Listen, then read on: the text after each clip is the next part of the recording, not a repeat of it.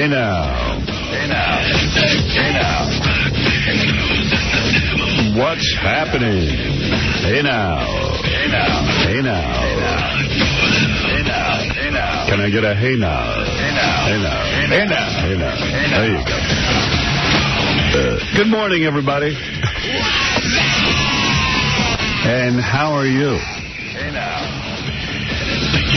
So, nice weekend, Robin? Yeah. That doesn't sound good. A little depressed with that birthday, I bet. Depressed? Why would I be depressed? Yeah. You know, spring chicken.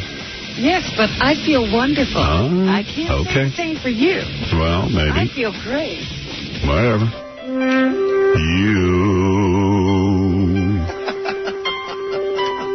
had a birthday this past weekend.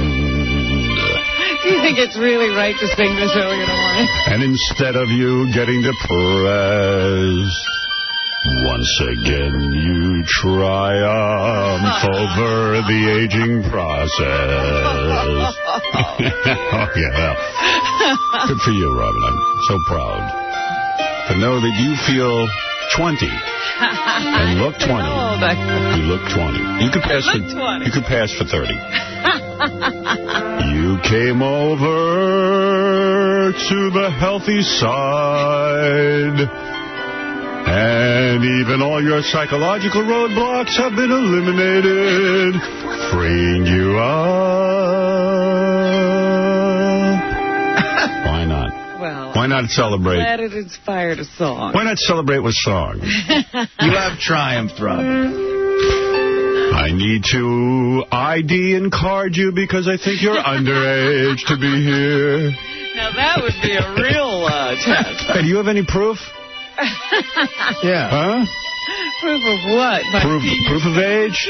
Come on. Should you be here, young lady? You're not going to be able to look at the girl who gets naked in here today. You're a little too young. That's right. I'll have to leave the show.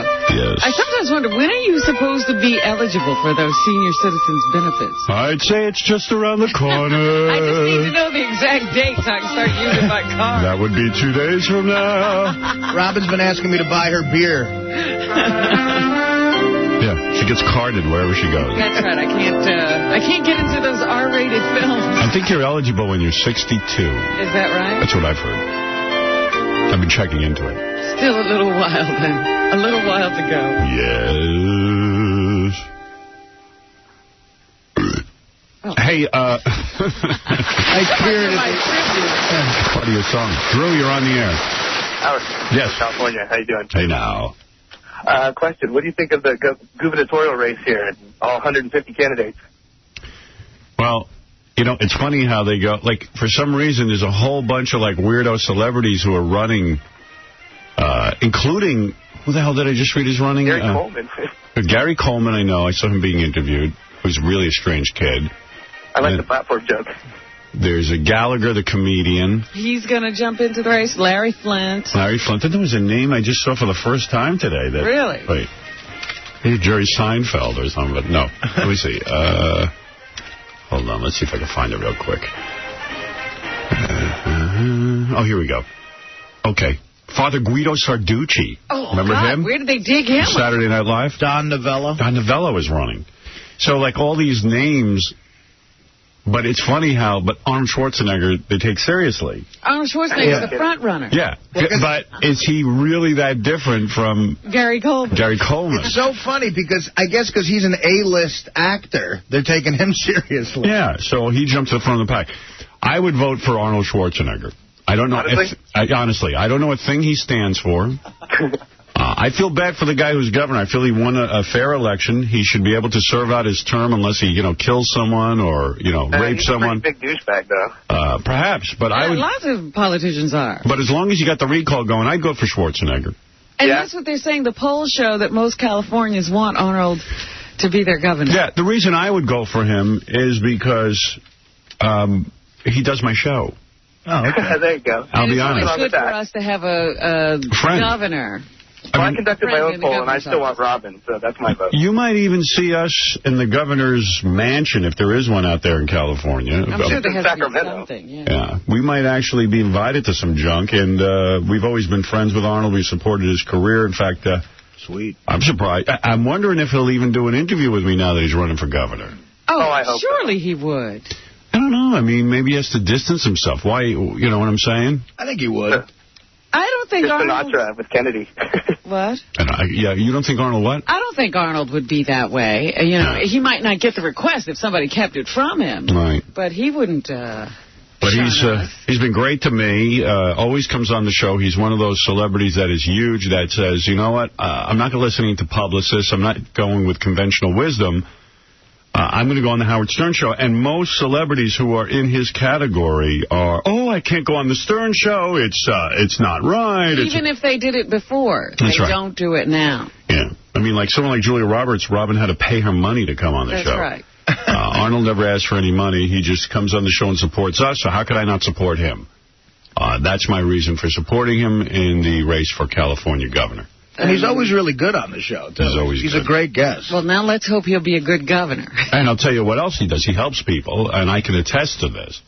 Beth, my girlfriend's mother, was in town. We went to see a screening of Terminator 3. And at the end of Terminator 3, Arnold walks into the room to have a private meeting with me, and more importantly, impress the hell out of Beth's mother. Like, came over and said hello to everyone. She was like, whoa. Like, in other words, making me look important. Yeah. And so that's the help he does? That's the kind of good work he does. Oh, my goodness. He takes a pathetic nerd like me. Nerd. As governor, he'd be doing a lot of that. I thought you were going to say, like, you saw him fix a broken leg. No, he would never even get his hands dirty with that. He wouldn't touch a real Of course not. Please. That's not true. He'll be in Harlem today. There you go. Governor of California needs to be in Harlem. What you doing in Harlem? Why is he in Harlem? I think they had a contest to name some organization, some charitable organization he founded, and the winner, I guess, is there or something, and he'll be there today. So Arnold Schwarzenegger helps guys get laid. And then, there was some critics already who, because he's a front runner, they're going around saying, well, his father was a Nazi. Right. And to that, I got to say, for Christ's sakes. First of all, remember history. Remember history. Arnold Schwarzenegger was a guy, grew up in Austria, where most people were Nazis, even though Austria itself has tried to distance itself and say they were a conquered people.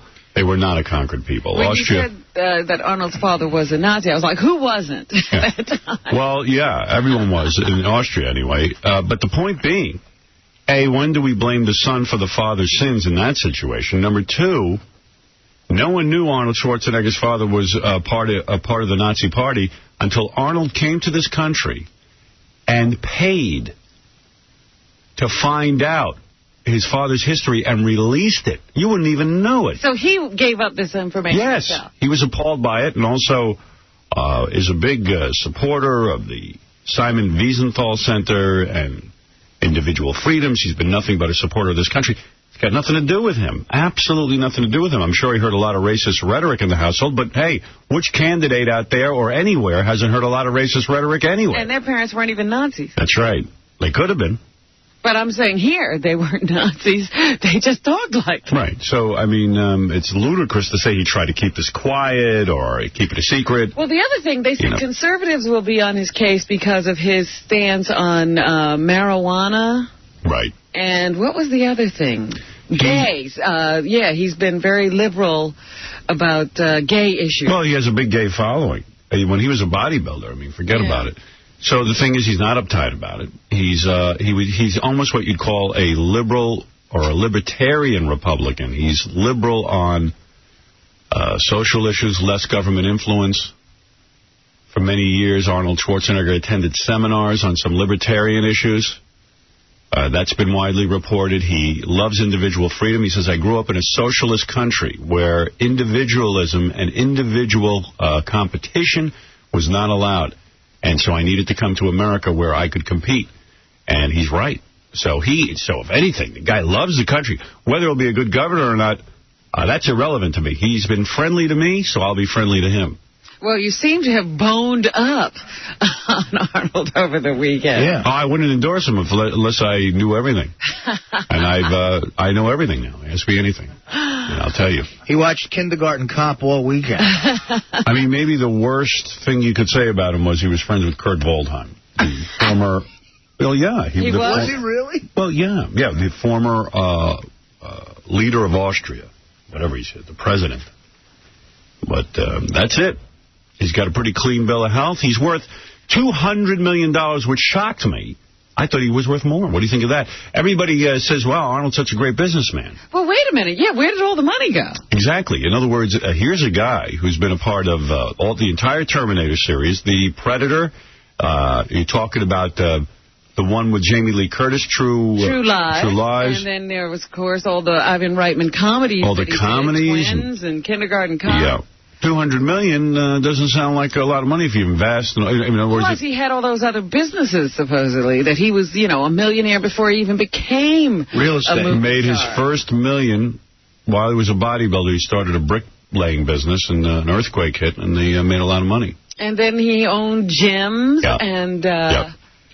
So actually, I thought $200 million was a little light. Yeah, in fact, I heard, as I was coming in, they were saying that he's released some tax information, and he's made $25 to $30 million the last couple of years. And I was like, that sounds light for Arnold. I was like, that's all? Maybe he doesn't have to admit to everything that he makes. Maybe just his publicly held, his stocks, all that kind of stuff. And income, I guess. Yeah, I don't know if they have to confess everything in their financial life. Yes, Baba Fufai. They said that he paid $350,000 last year for nannies. And he paid $50,000 of taxes on it. Right. That's what they said on his... so $350,000 in a year, that's a lot of money just for nannies, right? Yeah. Well, I told you he's worth $200 million. He can certainly afford it. Those must be hot. I just don't understand. Yeah, it seems to me there should be more money there. That's a lot of money on nannies. I guess a good nanny makes $75,000-$80,000 because they're probably like intelligent sort of trained people because there's a difference. They're almost teachers. Yeah. It's like getting your own personal tutor. Right. It's not like, getting one of these housekeepers who also watch the kids. Who doesn't speak English. That's right. Hey, can I ask you a question about this election? Because I was out to dinner on Saturday night. We were talking about nobody knew the answer. What happens now? I don't understand. Like, does the whole state vote? Yes. And there's a very short turnaround. Yeah, it's in October, this election. That's right. But October, that's it. Everyone can vote. Everyone. Oh, yeah. Yeah, the entire state. Registered, you can't vote if you're not a Californian. Registered voters. The way the media is covering this thing, you'd think we should all vote. Just like running for president. Right. We should all be allowed to vote about who gets to run California. What is your opinion? There's 150 candidates. Yeah. Including Father Guido Sarducci. It's almost like if you're not running, you're nobody. Yeah. You got to run.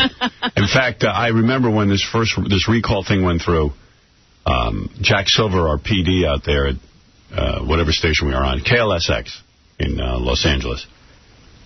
He, was saying, hey, Howard, maybe you ought to throw your hat in the ring. We'll buy you a house out here. Oh, God. And, you get run for governor. And I weighed it out. I take politics very seriously. When I ran for governor, I was serious. I had 25% I had 18% of the poll, I think. Forget what it was at the time. It was just the beginning of the race. Right. It hardly had started. Yeah, I probably would have won the way things were going. I was just under Governor Cuomo and beating Governor Pataki by a lot. Mm-hmm. And I bowed out. I didn't want to disclose my finances. See, we would have been discussing your finances. Exactly. We were discussing Arnold's. I think it's creepy. I don't think he has enough money. Yeah. Look at this guy. He spent $7,000 in child care. Yeah. There would have been people out there, that guy wrote a couple of books. He's got more. Yeah. I just didn't want to be analyzed, It's embarrassing. Because, look at Arnold. I'm like, $200 million. That's not that much for a guy who's had 57 hit movies. I thought he had more. I thought he had private jets. He does. Yeah. Wow. I guess he blew it all. He's got to be worth more money than that. Well, she's got a lot of money. Yeah. I know that. Do you think? Yeah, she's a Kennedy. Well, there's so many Kennedys, though. How far can that money go? Well, that's true, too. They have to set. They got so many kids that literally, when the money's split up, it's $20 million. And none of those Kennedys generate money. None of them. You know, the old man, though. She has a job. She has a job, but, that's a measly $1 million or $2 million a year. The old man, the original guy, supposedly had dealings that is continuing still today to make that family money. Oh, sure, because they still hold all the money together. There's so many of them. Doling it out. Yeah, there's so many of them. It's very hard to... The cut gets smaller and smaller. I gotta take a break. I gotta take a break. What is this guy saying? Hold on one second, though. What is it, Robbie? Apparently he was on the Today Show last week, and Matt Lauer asked him if he was going to reveal his tax returns. And Schwarzenegger pretended as if the earpiece wasn't working, and then Lauer asked him it again, and he avoided it again. And then the people on the Sunday morning talk shows were talking about, at what point is he going to have to discuss this? How long can he avoid this? And so forth. He discussed it all right. He did avoid the question, though. But he is releasing information. Yeah, he did it. He released it, I guess, yesterday. California recently approved the nation's only paid family leave law. Businesses say that's a job killer. Would you repeal it as governor? I didn't hear your question. I said California has the nation's only paid family leave law. Businesses are opposed to it. Would you repeal it as governor? I will have to get into that. I mean, because as you know, I'm very much for families. I'm very much for children and children's issues and all that stuff. I think that the children should have the first call in our treasury. This is the most precious resource that we have. We have to think about the future of the state. Children are the most important thing, and we have to help the families. So there's an issue that I will get into down the line. Real quickly, you're going to make your tax returns for the past several years available to the press? Say again? Are you going to make your tax returns for the past several years available to the press? I didn't hear you. Apparently we are losing audio with Arnold Schwarzenegger in Los Angeles. Arnold, Let me tell you something. Let me tell you something. The real story behind that is not that he didn't want to answer the question. The real story is Matt Lauer was trying to extend the length of time that Arnold Schwarzenegger was on his show because Good Morning America had him next on the satellite. Right.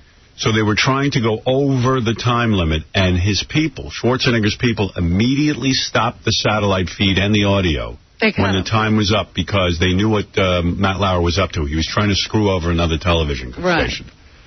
So that's it. So instead, Matt got screwed. Yes, and rightly so. I mean, listen. I love that he was then fumfering because they were planning to hold Arnold over, and then he didn't have anything to go to. It was handled properly. Now, I don't know that Arnold even understood the question, the previous question. I think he's already become the greatest politician because when you're a politician, when you don't know the answer to something, you either pretend not to be able to hear. Or you say you're going to look into it, and you're for the children. Right. But a lot of times is I don't recall, I can't hear, or I'll look into it. He's going to have to learn a lot of stuff, though. Like I don't know what that question means. Like, that's some law or something? Oh, yeah, that's a very simple one. You know, when companies have to pay out more money for, child care and daycare, it costs, a lot of small businessmen say, well, I can't hire anybody because I can't afford that. Yeah, you see, I couldn't figure that out. And, I would just say, listen, I don't understand anything. That's what I thought he was going to do. Yeah, I would have said, I don't even know what that law is. Oh, that sounds good. What is that? Dushka says what? Have you seen Predator? But, all right, listen, he's for the kids. And who can argue with that? All right, we're going to take a break. We'll be back right after these words. Howard Stern, New York. That's where you are? You're on the air. Hello, white people. I love Howard Stern.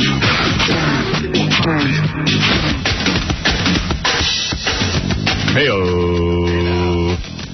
Hey now. Hey now. Hey now. Hey now. Hey now. Hey now. Yeah, come on, everybody. What are we talking about here? Anybody who doesn't live in New York, I don't know if you know this, but we had so much rain. It is the freakiest summer ever. It's like living in England. It's the worst, man. I have a friend who was in England and said it was like 95 degrees there. And sunny, And sunny, yeah. And then in California, great weather, but every day here it rains. It's weird. We never had a summer like this. I know. I started taking swimming lessons, and you swim in the rain. Because there's no sunny day to take swimming lessons in. Man. So can you swim or what? I'm having a lot of fun. I can't swim yet. And I panic about 50 times a lesson. Yeah. Really? Well, yeah, it's really weird to learn something that you should have learned as a kid. But I had a terrible accident. Happened to me when I was about a little under 5. I almost drowned. And I still can't stand to have water over my head when my feet don't touch the ground. Yeah, you're going to have to get over that if you don't learn how to swim. I know. Yeah. Well, I'm trying. Yeah. Who's the instructor? A hot guy? A young guy. A young guy? Uh-oh. Trouble. Wasn't this a birthday gift from Mr. X? Yes, it was. And he got you a hot, young, muscular swimming coach? There you go. What's he wear for the lesson, this guy? Trunks. Trunks or like... I think he's nude? Like Speedo? No, trunks. I see you being held up by a big, muscular guy in tight little trunks. Oh, Robin, I seem to have forgotten my trunks. Right. You don't mind, do you? Why don't we concentrate on the breaststroke, Robin? What do you wear for the lesson? A suit, a bathing suit. Bikini? No. I wonder what kind of suit you wear with the new bod. A tank. Tankini? A tank. It's not a tankini anything. My hand seems to have slipped, Robin. Your crotch. Robin, in order to learn how to swim in just bottoms, you'll need to be That's what's been topless. holding you back. You'll need to be topless. The torque of the water against your heaving bosom is slowing us down. Have you fantasized about your instructor at all? No. Come on, tell the truth. No, I don't know. He sounds hot. Is he a good-looking kid? He's very cute. What's the kid, like 21? He's in college. Oh, no. College boy. Oh, Christ. Come here, college boy. Hey, Miss Quivers. Lacrosse ended early, so I figured we could start now. Bobby, you've been teaching me swimming for months now, and why don't you come in and have some cookies and milk after the lesson? College boys have stamina. Oh, yeah. I don't know how, they'll give it to you very hard and fast. Oh, is that right? Oh, sure. You know some college boys. Yes. I had to get stitches. Come here, college boy. How long is the lesson? About an hour. Oh, boy. And he has to hold you, right? Well, every once in a while, yeah. Oh, he's telling all his friends. You know that. Is he a good-looking kid? Yeah. It's cute. Today, Bobby, you'll be swimming in my special pool.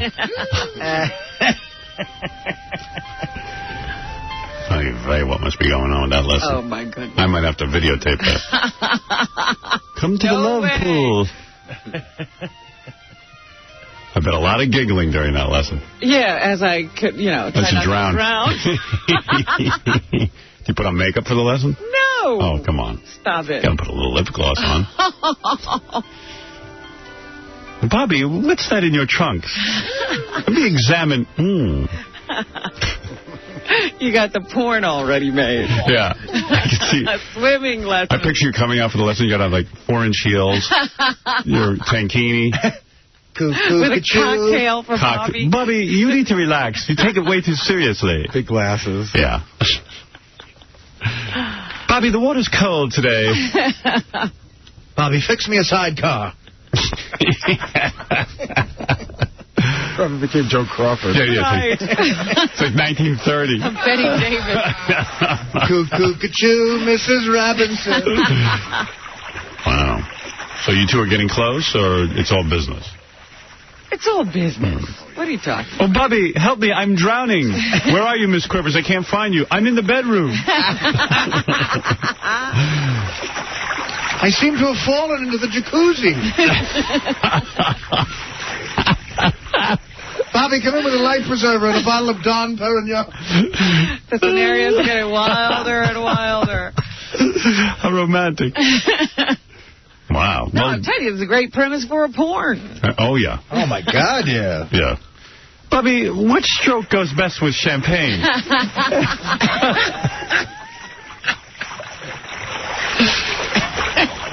Bobby, do you know any older women?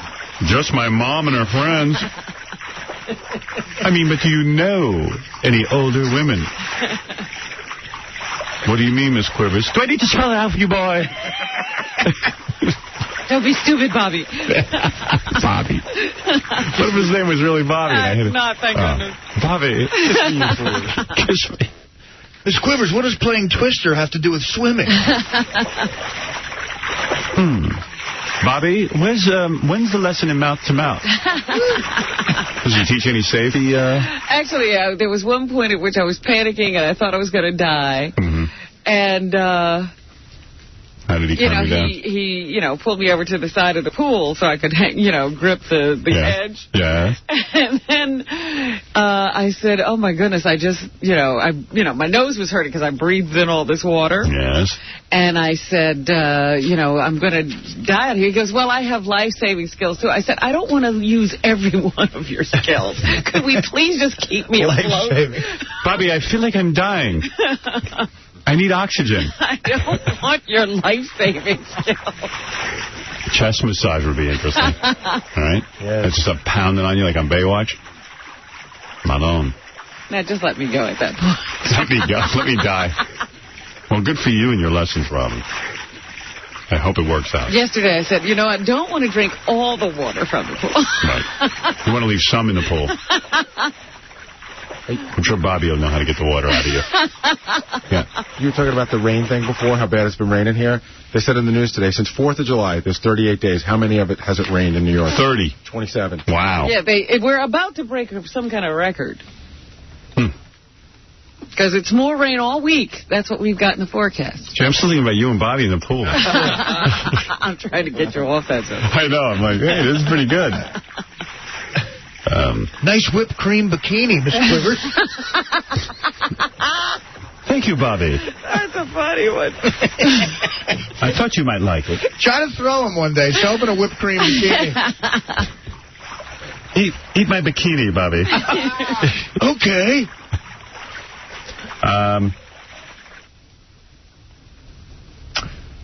Yeah, I don't know. We were just talking about Arnold Schwarzenegger. I think he really got thrown by that Matt Lauer question, like about that bill or... The family absolutely Leave Act or whatever the hell it was. Someone's going to have to sit him down and sort of form his political agenda. I get a feeling he doesn't have much of one. Like Ronald Reagan, someone said, well, he was probably the same way. He just told guys what to do. I said, no, Ronald Reagan had a real political agenda. Yeah, but you don't know where it came from. You don't know who gave it to him. Yeah, you think? Yeah, I don't know. I thought he was pretty passionate about it. But, he's an actor. He was passionate. He found something he really liked. But, I don't know that he sat down and worked it out. But isn't Arnold going to have to sit down and, because it's going to be embarrassing if they start bringing up, Lieberman, who said, the other day on one of these shows, California really is in a lot of fiscal trouble, and it's a very serious thing what's going on out there. It can't be a goof election. Yeah, you really got to leave it in the hands of a goofball. Right. In fact, I'm thinking, I am backing Arnold, but maybe we should back Father Guido Sarducci. His sister, what was his sister, State's Attorney General or something? Was it Surgeon General. Surgeon General of the United States. Yeah, remember we had him on, Don Novello, years ago? His sister was the Surgeon General. Yeah, but I wouldn't give the government to a Surgeon General. Hey, it's more credentials than Arnold's got. He hasn't even been Surgeon General. Father was Nazi. Yeah. Well, like I said, man, Arnold's the one who released that and found out about it. The thing that Arnold should do is get together a group of really good guys to give him a platform. Yeah, he could just be the guy who gets, this group elected. Like, he can't be on the Today Show and Matt Lauer ask a question that he can't flumfer. California recently approved the nation's only paid family leave law. Businesses say that's a job killer. Would you repeal it as governor? I didn't hear your question. I said California has the nation's only paid family leave law. Businesses are opposed to it. Would you repeal it as governor? I will have to get into that. Because as you know, I'm very much for families. I'm very much for children and children's issues and all that stuff. I think that the children should have the first call on our treasury. This is the most... Yeah, but as a Republican, are you for business or are you for social programs like, family leave? Well, he didn't absolutely say I'm for it. No, he didn't say anything. Look into it. I'm going to have someone look into it. And for families and all that stuff. Yeah, I love the way Arnold phrases things. You know, I'm for families and stuff. Yeah, I'm for the children and all that stuff. See, I can relate to him as a candidate because that's pretty much how I would say it. Yeah, I'm for all that stuff. Yeah. Sure, why not? Yeah, everybody, more money for kids. You know, I like children. Are you so, like, if you have a baby, everyone can leave, right? Okay, I'm for that. Would you repeal the family leave law? You know, I remember when we were shooting Kindergarten Cop. Ivan Reitman said to me, you're very good at comedy. A lot of these kids on Kindergarten Cop, we would give them huge breaks and pay the parents and teachers on the set. And this is a good way to do it. Sounds great. Precious resource that we have to think about the future of the state. Children are the most important thing, and we have to help the family. So there's an issue that I will get into down the line. Real quickly, you're going to make your tax return. We have to help the children. Down the line. Down the line, we'll get into it. Right now, I'm just trying to memorize whatever it is they tell me. What's your plan for solving the budget deficit? That's something I'm going to have to get into. You know, I'm very much for budgets, and I'm very against deficits. We are going to find some fantastic jobs. Well, we're for them. President Bush is for Arnold. Yeah, he likes Arnold. He likes him. Well, listen, there's an opportunity to get a Republican in the governor's mansion. Well, not only that, you know, I was thinking about it from the standpoint of George Bush. Nobody thought he could be a good president. There you go. Still people don't think it. Well, there you go. So, there's Guido Sarducci. It'll be a great debate, though. Arnold Schwarzenegger, Gary Coleman, Guido Sarducci. Larry Flint. Larry Flint. Who else is in that race? That Ariana Huffington? Porn star Mary Carey. Let me tell you something, Mr. Coleman. Yeah? And Guido Sarducci. And Jerry Mathers, the Beaver. Yeah, he'll be... I'm a movie star. You're all TV stars. Yes. First, let me address McLean Stevenson, who brought up some great issues. Let me tell you something. The woman, who are we debating? The woman from the Addams Family? All right. Look, Carolyn Jones. Carolyn, what was her name? Carolyn Jones. Carolyn Jones, Morticia. May I call you Morticia? Thank you. I just want to say to Florence Henderson, Flo. To the gentleman who played Schneider on One Day at a Time. Pat Harrington, yes. And then I'd like to talk to the cook from Alice. Look, Mr. J.J. Walker. You haven't been in movies ever. Yeah, you... Anything successful that I have seen. You're a Vic TV star. Just have everyone up there on the stage. What you talking about, Willis? Yeah. My line is, I'll be back. What is yours? What you talk about, Willis? All right, everybody, I think, should have to do their most famous line. Mary Carey should have to talk with her head in the toilet. I'm in the middle of watching a good movie. I got sent a tape of it. I'll have to give it to you. The guy who was in Private Parts who played Pig Virus named Paul Giamatti. I was just reading about this. Yeah, it's a good movie, man. I don't think it'll make any money because it's one of those sort of artsy-fartsy films, but... Jesus, it's good as hell. Somebody was saying he should get an Academy Award nomination. He's terrific. He's terrific. What's the name of it? I forget.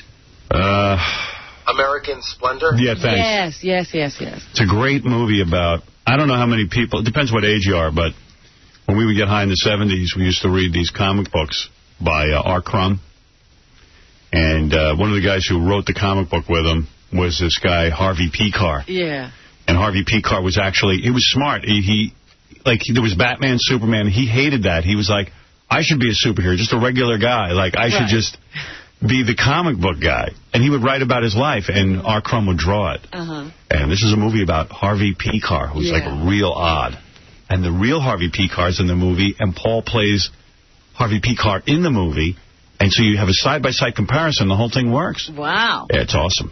Yeah, they said he was dynamite in it. I just fell asleep last night, not because of the movie. I can't wait to get back to watching. I was just so goddamn tired. I got up early. I'd love to see it. Harvey Pekar was always on Letterman in the 80s, and he was always really funny because he was so angry. And I loved him. And he's got a screwed-up voice because he supposedly had a note on it, but they imply in the movie he was just psychological with him. You know, nothing was wrong. Nothing was wrong with his throat. He just completely crazy. I'm dying to see that. Oh, it's real good. Yeah.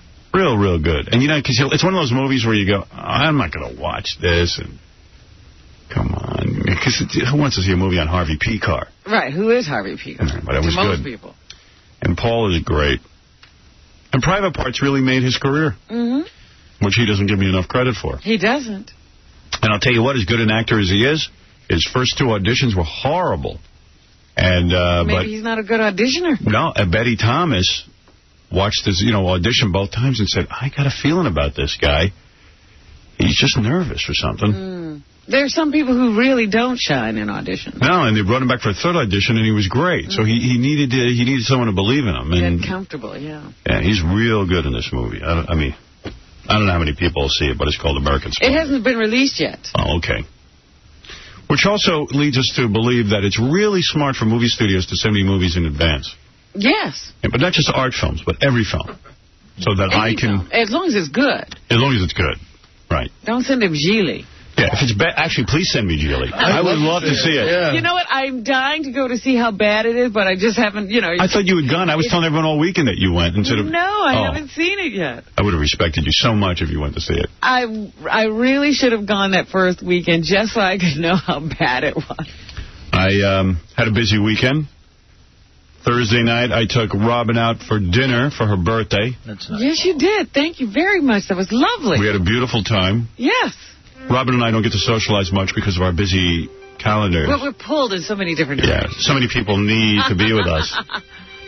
But went out with Robin and her fun-loving boyfriend of 9 or 10 years, depending on when he was married or whatever. But Mr. X was there. Yes.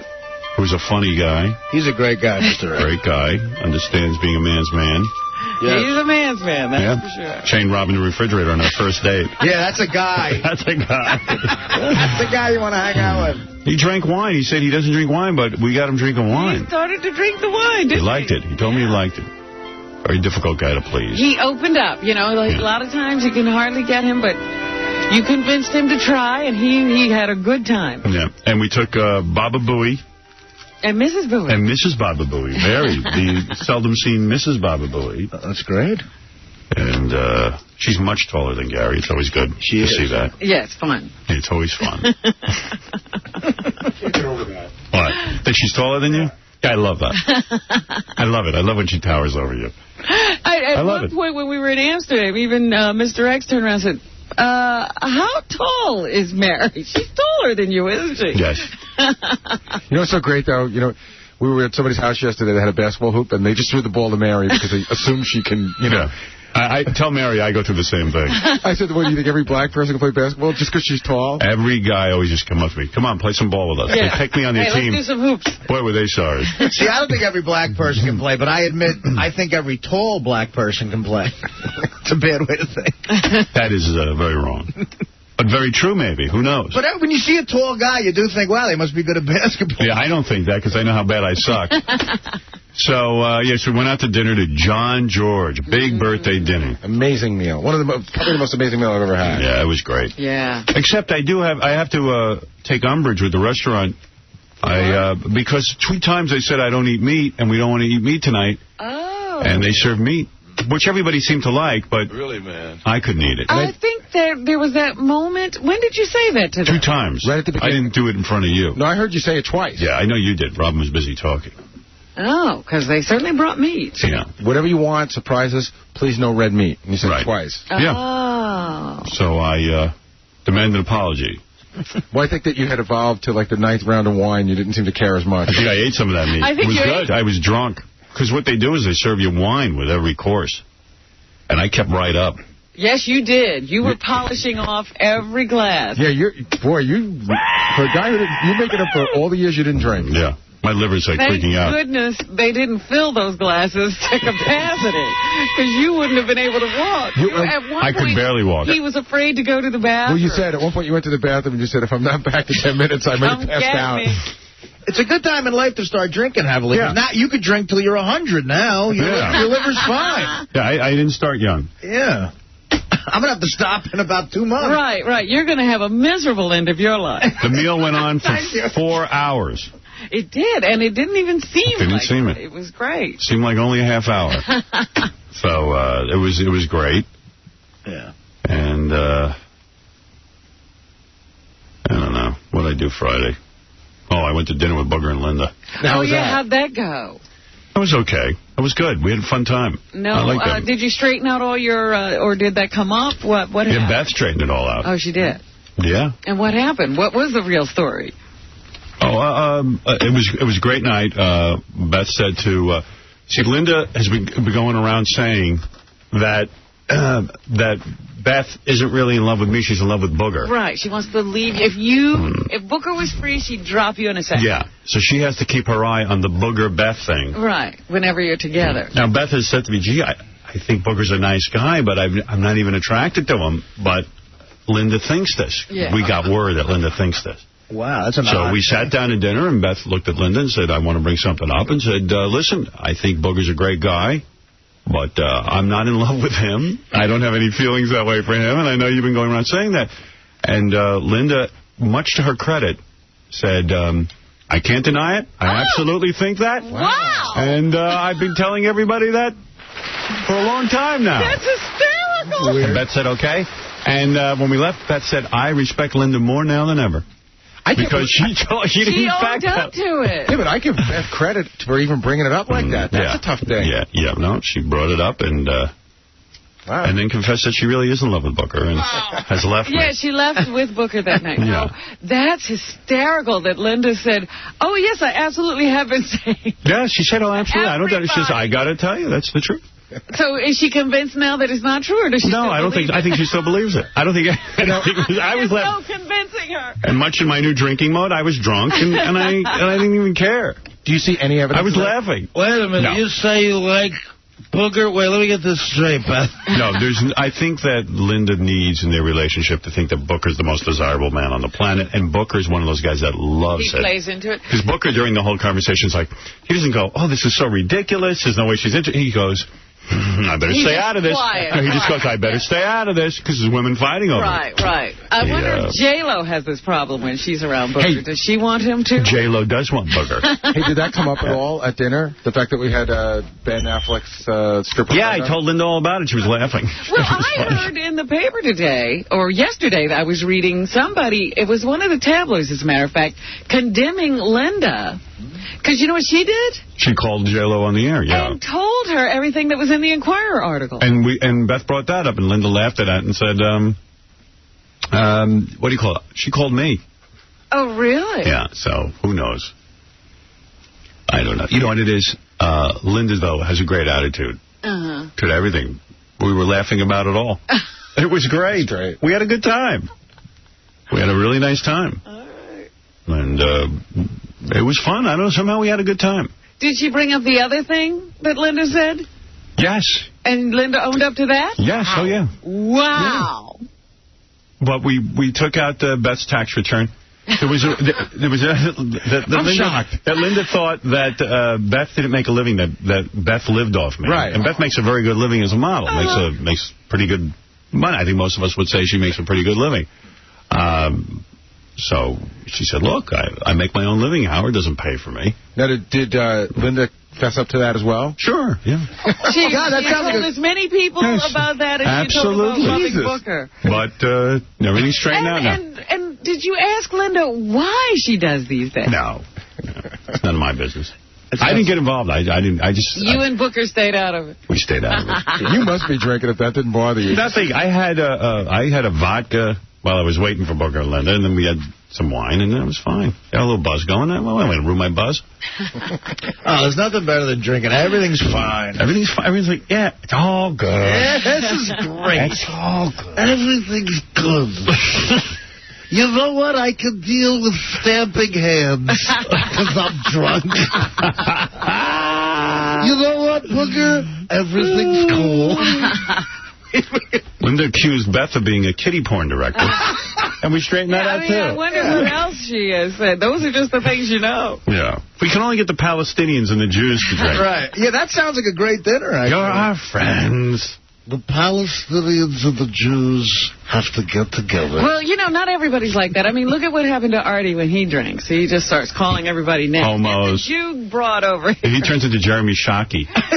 Yeah, who I'm a fan of, by the way. Right. You would be. Yeah. Because he calls everyone a homo. No, he's First of all, calling somebody a homo doesn't mean they're gay. It just means they're a homo.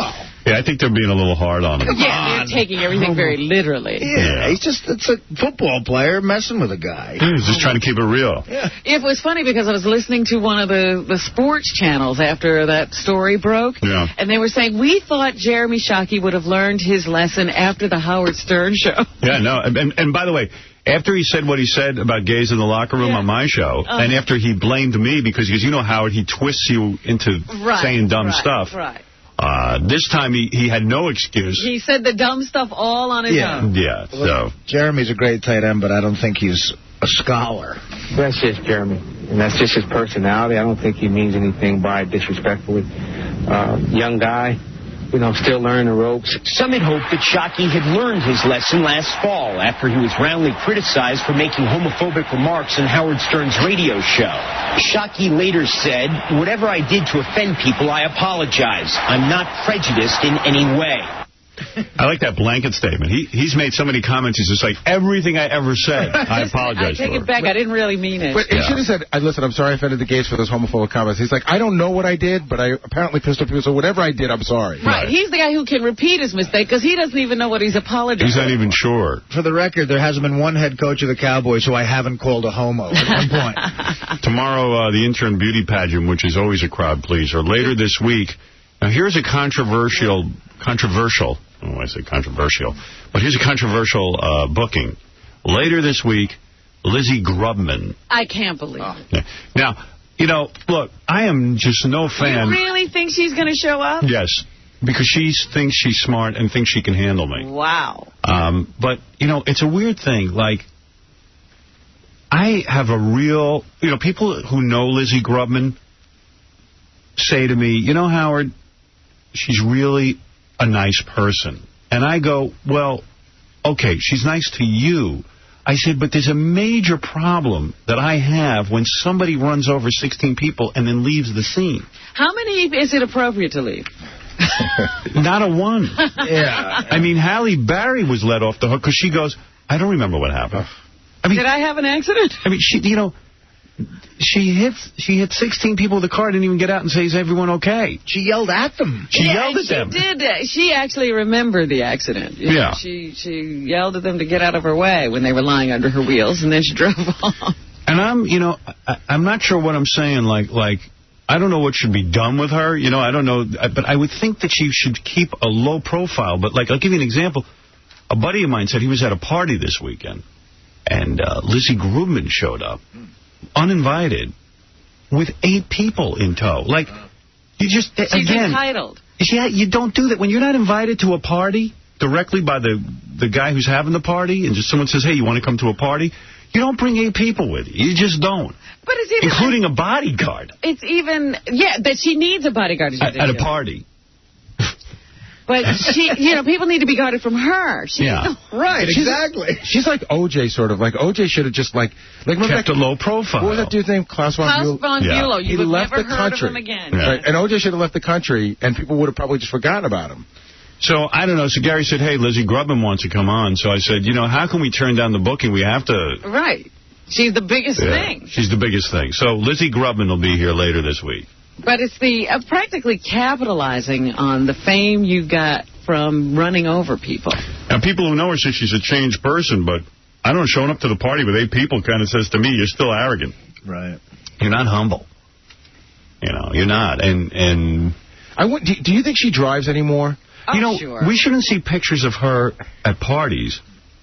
We should see pictures of her holding AIDS babies. And homeless shelters. Yeah, and saying, forgive Soup me. kitchens. Yeah, I'm trying to make up for what I did. Instead, she's still going to parties. Yeah, there's something... But that's her livelihood. She's a publicist. She must be at parties. And even the idea that she could give a lecture at the Learning Annex about how to become a great publicist. That's crazy. And most of it has to do with the fact that her father's a very rich entertainment lawyer. That's the first part. Yeah. And then the second part is running over people and becoming notorious. Mm-hmm. So anyway, Lizzie Grubman will be here later this week. Bob Schimmel. Spade. That's controversial. A lot of different people. David Spade? Yeah, David Spade. Looking forward to seeing him. Yeah. Got a lot to talk about. I read a review of his new movie on Ain't It Cool News. You ever go to that website where they get guys who get to see movies early, they go to these screenings or they get scripts? Guy was saying it was great, really funny. Because I saw the previews and I was like, oh, poor David. Yeah, I know. But this guy... I would say poor David and poor Mary because Mary McCormick's... Speaking of Mary, Mary was at my house this weekend. We had a little party over Dr. Dan Baker's house. Oh, yes. How'd that go? In honor... It was very nice. It was in honor of Mary McCormick getting married. My movie wife got married. She married someone else? Yes. Michael. How's he? Nice guy, like him. All right. British guy. English guy. Younger, right? She's doing the Demi Moore thing. Much younger. It's like 19, this guy. Oh, stop. He's in college? 14 or 19, I'm not sure. How old is Mary? Mary's 47. Wow. No, I'm joking. And he's 14. No, she's like 32 or something. And he's like 27? Yeah, I think he's 28 or 27, something. I think she's sexy, Mary McCormick. Oh, yeah. Oh, yes. I'd love to get some swimming lessons from her. Stenner John and I used to talk about her cans for days. Yeah, big boobs. Real, by the way. I know, because I felt they're up on the set of Private Parts. Yeah. That mind-blowing movie that I made. All right, we got to take a break. So that was that. So, yeah, they're saying the David Spade movie is good. Well, this is one guy. Great. One guy was saying that it was good. You know, he went to see it and he was surprised because he thought it was going to suck. I saw a clip of it that looked hilarious. He's playing poker with Bonaducci and, Corey Feldman, and it was really funny, the clip I saw. So, who knows? I saw you in old school, Artie. Well, yeah, I was in... For a second.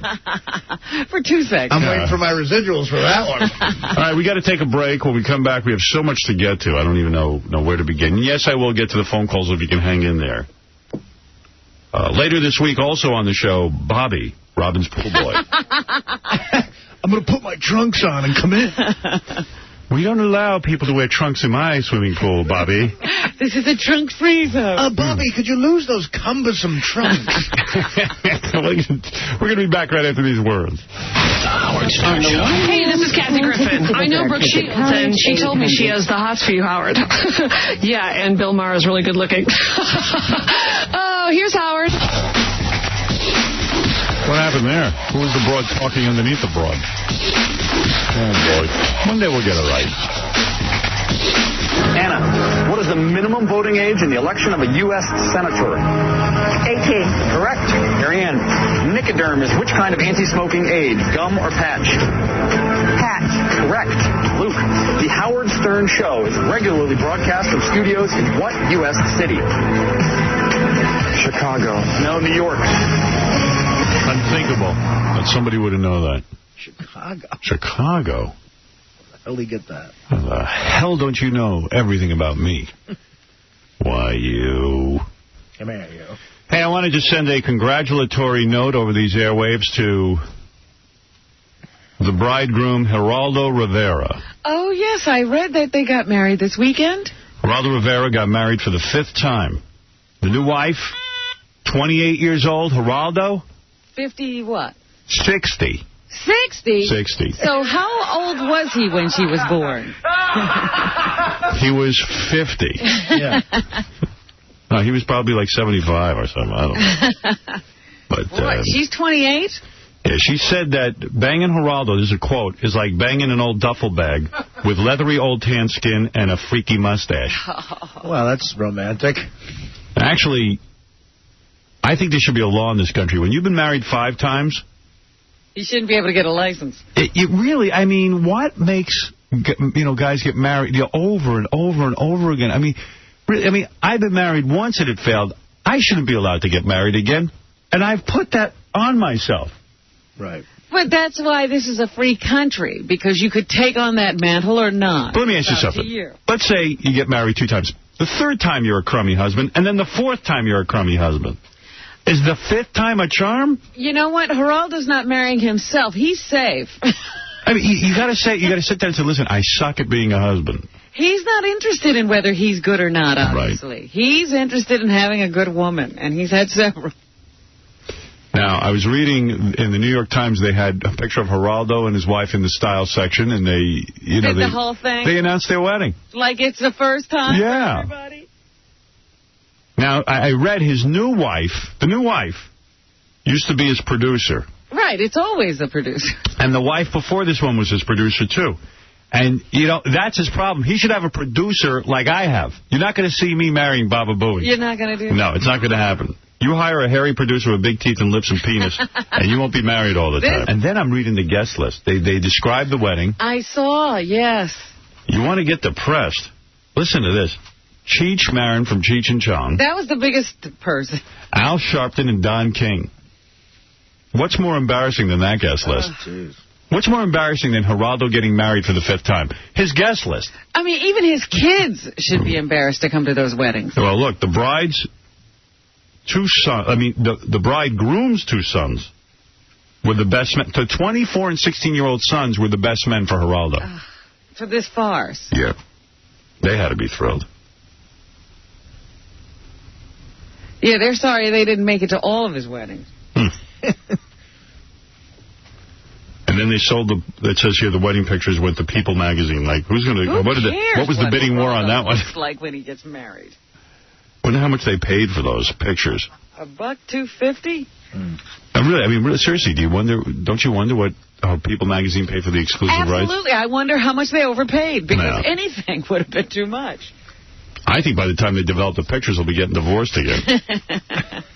You know what he'll also do? He'll have kids. He'll do the whole thing. Oh, yeah. Nothing stops him. The last wife he had a bunch of kids with. Little kids he's got. I ran into his ex-wife. Cece. Very nice woman. I ran into her. Well, all the women are nice. It's Geraldo who's the problem. You think so? Is that the common thread? In fact, a lot of the ex-wives get together. It's like a Geraldo club. Yeah. First Geraldo Wives Club? It's a sorority. Difficult to get into. The bride and groom realized at the wedding they didn't have that much in common when the bride said, "And who is Cheech Marin?" Again? What? Robin Radzinsky said it's been in all the papers that Geraldo's ex-wife, Cece, is dating Clarence Clemens. No. You're kidding. Robin's boyfriend? You're kidding. I'm very upset now. Is that true? I thought Clarence is married. Clarence wasn't married. Clarence got a divorce. All right. Right. That's right. Clarence Clemens. I never read that. Wow. Somebody bought an original G.I. Joe for $200,000. Wow. Original G.I. Joe doll. Wow. That is crazy. It was priced at $650,000, but no one paid that. But, you know... You mean it didn't go for as much as they thought it would, and it was $200,000. And it went for $200,000. I'm like, that's way more than... It should have. I'll sell you the original Kukla, Fran, and Ollie for $10. Plain and garbage pail at the Goodwill. Yeah, be kidding me. $200,000. That's when you officially know you have too much money. Yeah. When you're paying $200,000 for G.I. Joe. And by the way, this was kind of freaky. Gregory Hines, and maybe a lot of young listeners don't know who he is, but he actually became famous for tap dancing, which is literally impossible in this day and age. Imagine becoming, in this day and age, 60 or 70 years ago. Everybody was doing it. You could be a big star. I guess. Yeah, I mean, that was Fred Astaire and Gene Kelly. They were all tap dancers. That's true. It was a big thing for a while, but now forget about it. Nobody tap dances. I mean, how many tap dancers? There's room for only one. Right. One per generation, and he was for his. Yeah, I'm waiting for the next one. That's Savian Glover. You don't even know who it is? You know what? If your kid decides to go into tap dancing, you're not going to be encouraged by his choice of career. Yeah. Unless they're just super spectacular. Yeah, it's one of those skills that's just become totally useless at this point. Unless you're clog and you're Irish. I could never stand watching tap dancing, and I recognize how hard it is and all that, and I tell you the truth, I hate it. I loved it. Even when I was a kid, I used to see those tap dancers on television. I wonder, what the hell, who's paying these? Do they make any money? What is the life of a tap dancer? I wanted to do a film about the life of a tap dancer. The real film, in other words, what do you do with that? It's the same as any other dancer. They dance when they can. Who is going to pay money to sit and watch somebody tap dance? Well, they paid him a lot to do it, and he won a Tony Award because of it, and Savian Glover gets paid to do it. Yeah. Savvy and Glover, he's made a couple of commercials, right? He had a huge Broadway show. He has a Tony Award. He's a choreographer. And, yes, he has some commercials. And by the way, I know who he is. George Bush has endorsed Arnold Schwarzenegger for governor. Yes. They asked him why, and he said, well, he's the Terminator, and he can get rid of all crime. He can just go through the streets and kill everyone. And similarly, he endorses Spider-Man for lieutenant governor. And Batman... Batman for House of Representatives. Which Batman? Val Kilmer? All crime fighters will take over governing California. That's right. But now they're going to dig up all kinds of dirt on Arnold. And, It's going to be a frenzy, you can tell already. But we endorse him for a very simple reason. Arnold always did our show, and it was always good to us. And, you pay a guy back for being nice and loyal to you. Yeah, I mean, are women going to be crawling out of the woodwork? Are people going to be hunting down those women Arnold's been with? Supposedly there's a videotape of him doing an interview with some reporter who he feels her up right on camera, grabs her boobs and ass. Wasn't there something? Yeah, there was a couple of guy, I think a Canadian reporter or something about a year or two ago. You know what? Doesn't matter what he does. They could have videotape of Arnold Schwarzenegger smoking crack and banging Courtney Love on Kurt Cobain's grave. It doesn't matter. And he would still be electable. He's positive. He's dynamic. Popular. People like him. People describe him as, I was reading some columnists. He said, he's not particularly good looking. He says, I met Arnold Schwarzenegger. He's not particularly good looking, or he's not particularly, smart, and he speaks in that funny way. He goes, but there is a charisma. And he does make you feel like he knows what he's doing. Well, that's one of the reasons he first decided he should run for governor of California. He said, I sold bodybuilding to a country where it was nothing, so I can sell California. Right. That's how he figures it. And I'll tell you, I have banged women, and I do grope them. And I'll tell you what, I raped the Pope. But so what? Now you know everything. Children are our biggest resource, let me just say that. Yeah, there you go. Well, that'll make everything good.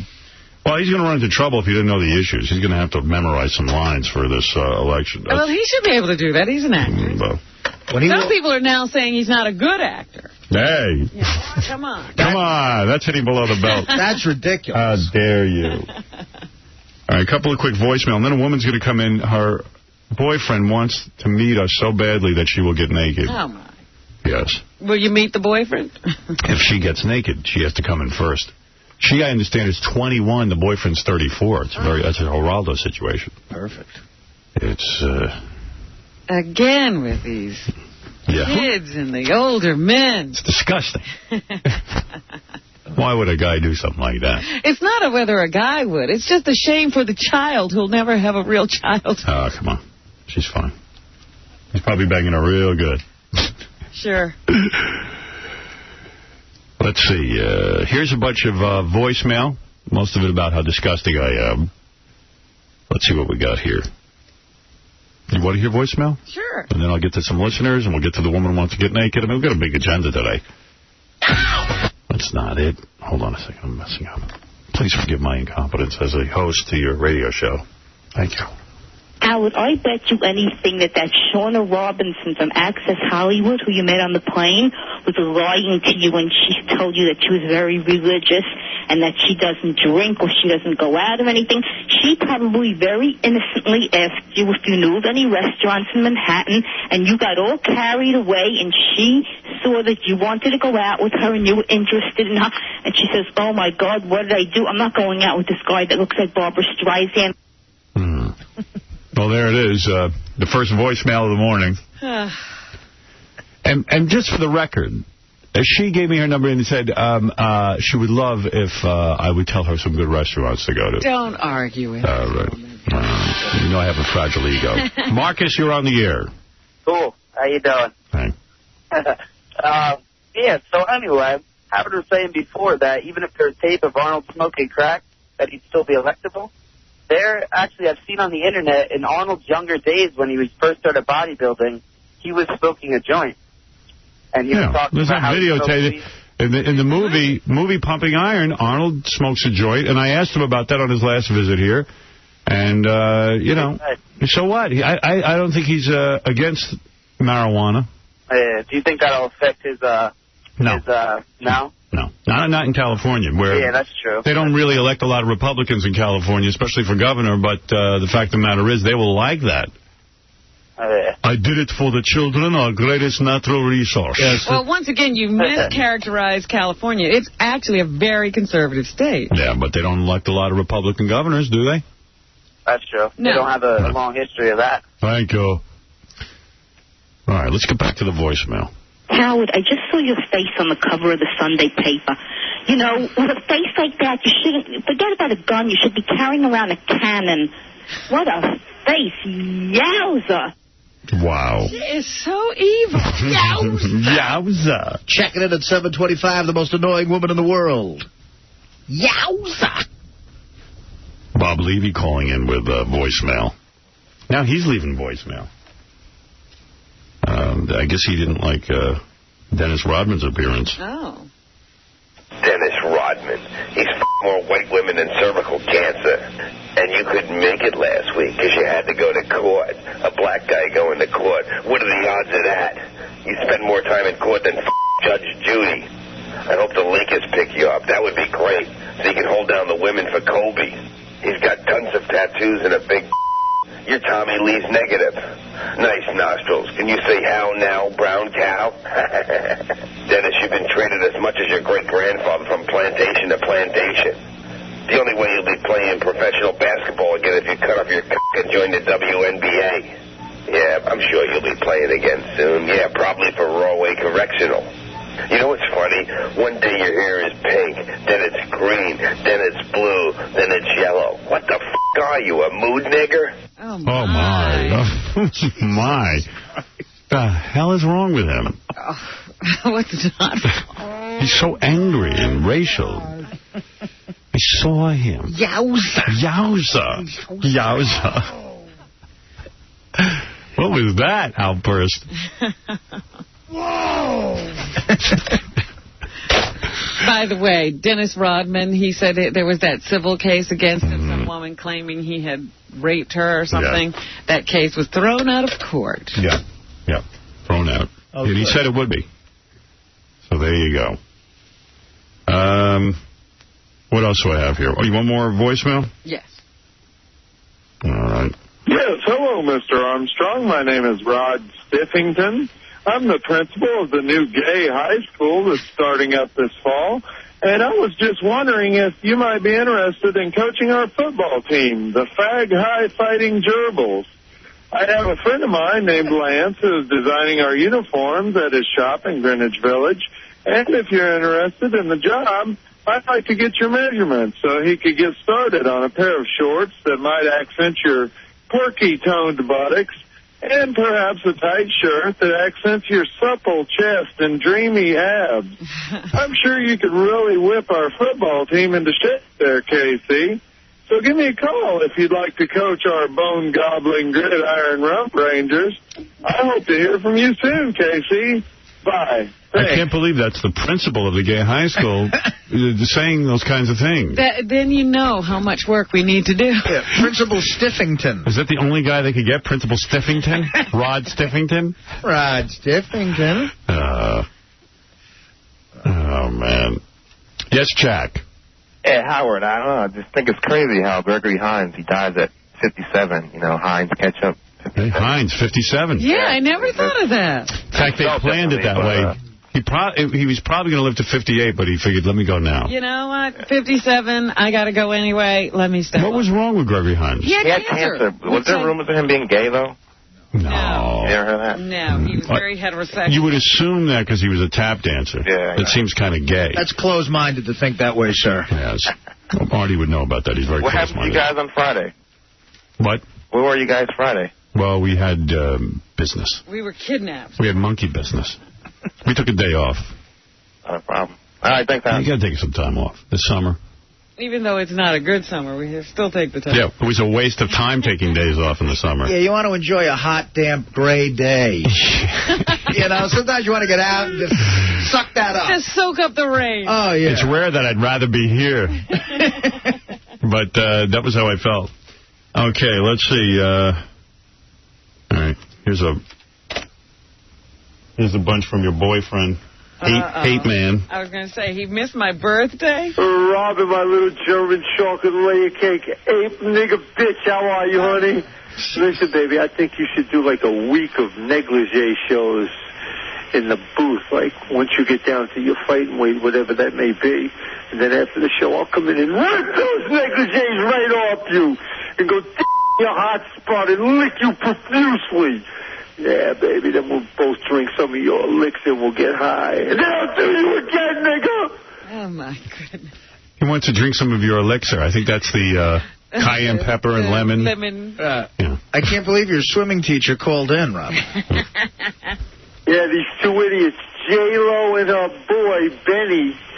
It looks like their movie really sucked it up this weekend. Jerk-off, Geely. Geely, your the two jerk-offs, they were kicking around the idea of doing a remake of Casablanca. Are they kidding me or what? They couldn't do a goddamn remake of Mary Had a Little Lamb. Two jerk-offs. Big fat-ass, big bitch. He cut himself off.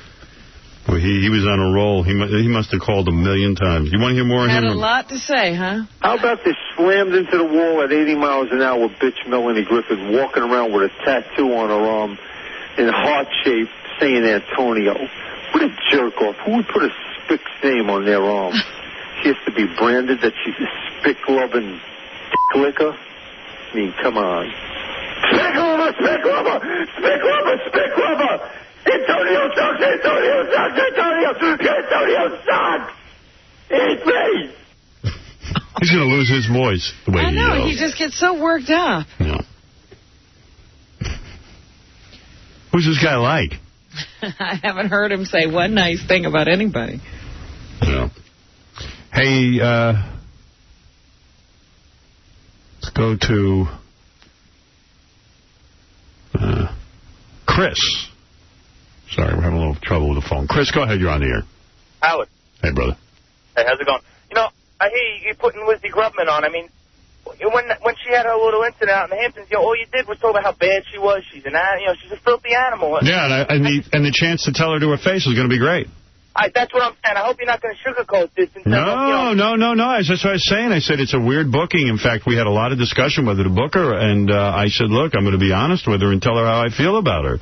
That any person who runs over 16 people and then runs away is, hell, I hope that some of the people she ran over contacts us, come in here and yell at her. Yeah, you know what I'm saying? I would love it. I mean, I think it's a great booking in that it'll be interesting radio, so that's why I'm doing it. But yeah, I hope so, because I know she has those publicists. They don't let nobody ask her certain questions. Don't hold back on her. No, when do I hold back? Years, man. Come on, I don't hold back. All right, hold on. I got another guy here. Yo, Howard. Hey. Hey, it's Sal. You guys sound alike. What's that? I said you two sound alike. Yeah, no. This is a different guy. I work with him. Listen, that girl, the only thing she's got going for her, she's got a really nice head. You know what I'm saying? I don't even know that. Well, you did say when she lost all that weight. Right. Patient of prison, her body. Like this and everything. But she reminds me of that girl, that Greta chick from CNN or whatever it is. Greta Van Susteren. Yeah, doesn't she look like her a little, like the lesbians? No, I don't know that she looks like her, but listen, if Lizzie Grubman comes in here, to answer your buddy's statement, that's what I said. I mean, I'm not going to hide my feelings. I don't understand it. I don't understand how people embrace this girl. Yeah, that's what we're saying. We listen to you every day. We love the way you are. Just don't hold back. That's all we can. All right, I hear you. Understood. Thank you. I hope I don't disappoint you. I hope I don't. What can I tell you? I will certainly make my feelings known. You know, I really will. You want to hear more voicemail, or you want to get the girl in here who wants to get naked? I could listen to the voicemail. You're not into the whole naked thing, are you?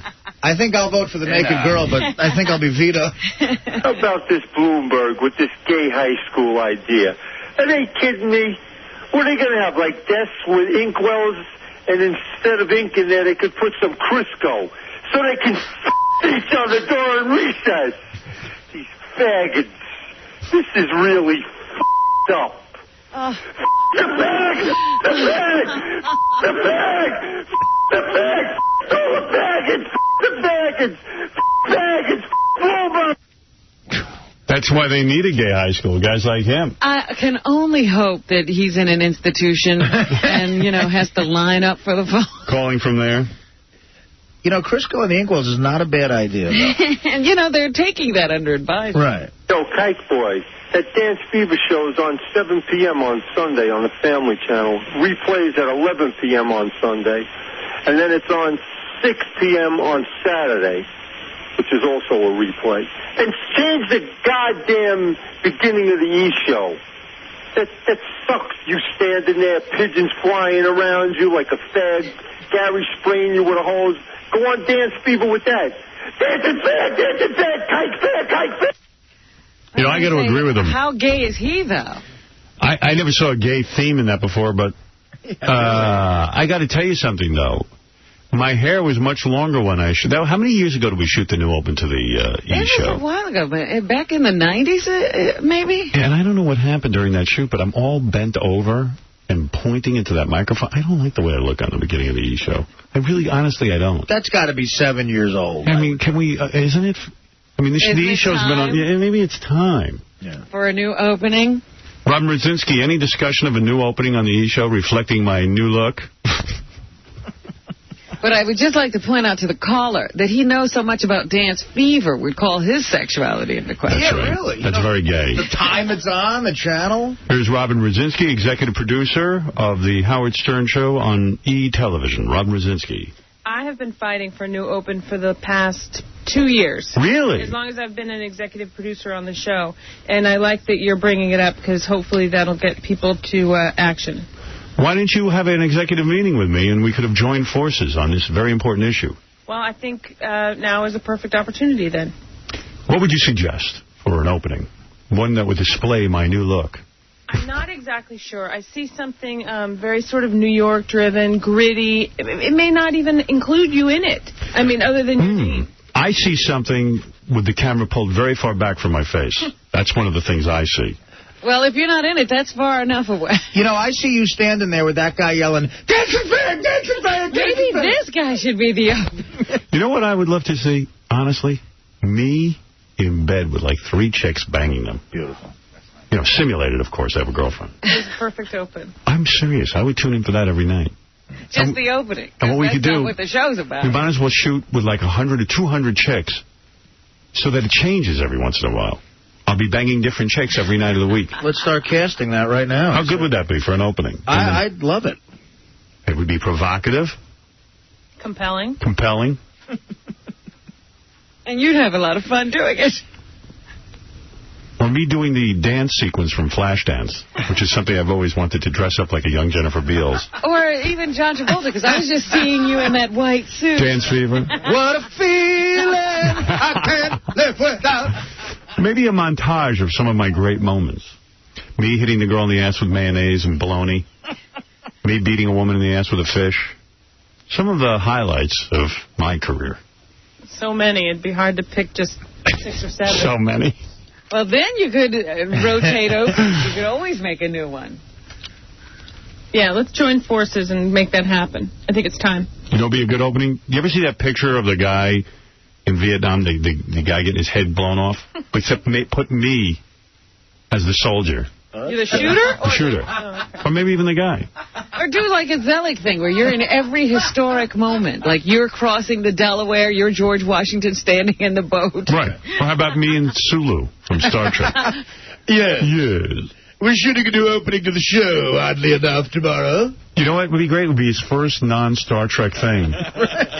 Believe it or not. Believe it or not, Ricardo, I'm shooting the Howard Stern Open tomorrow. You're kidding.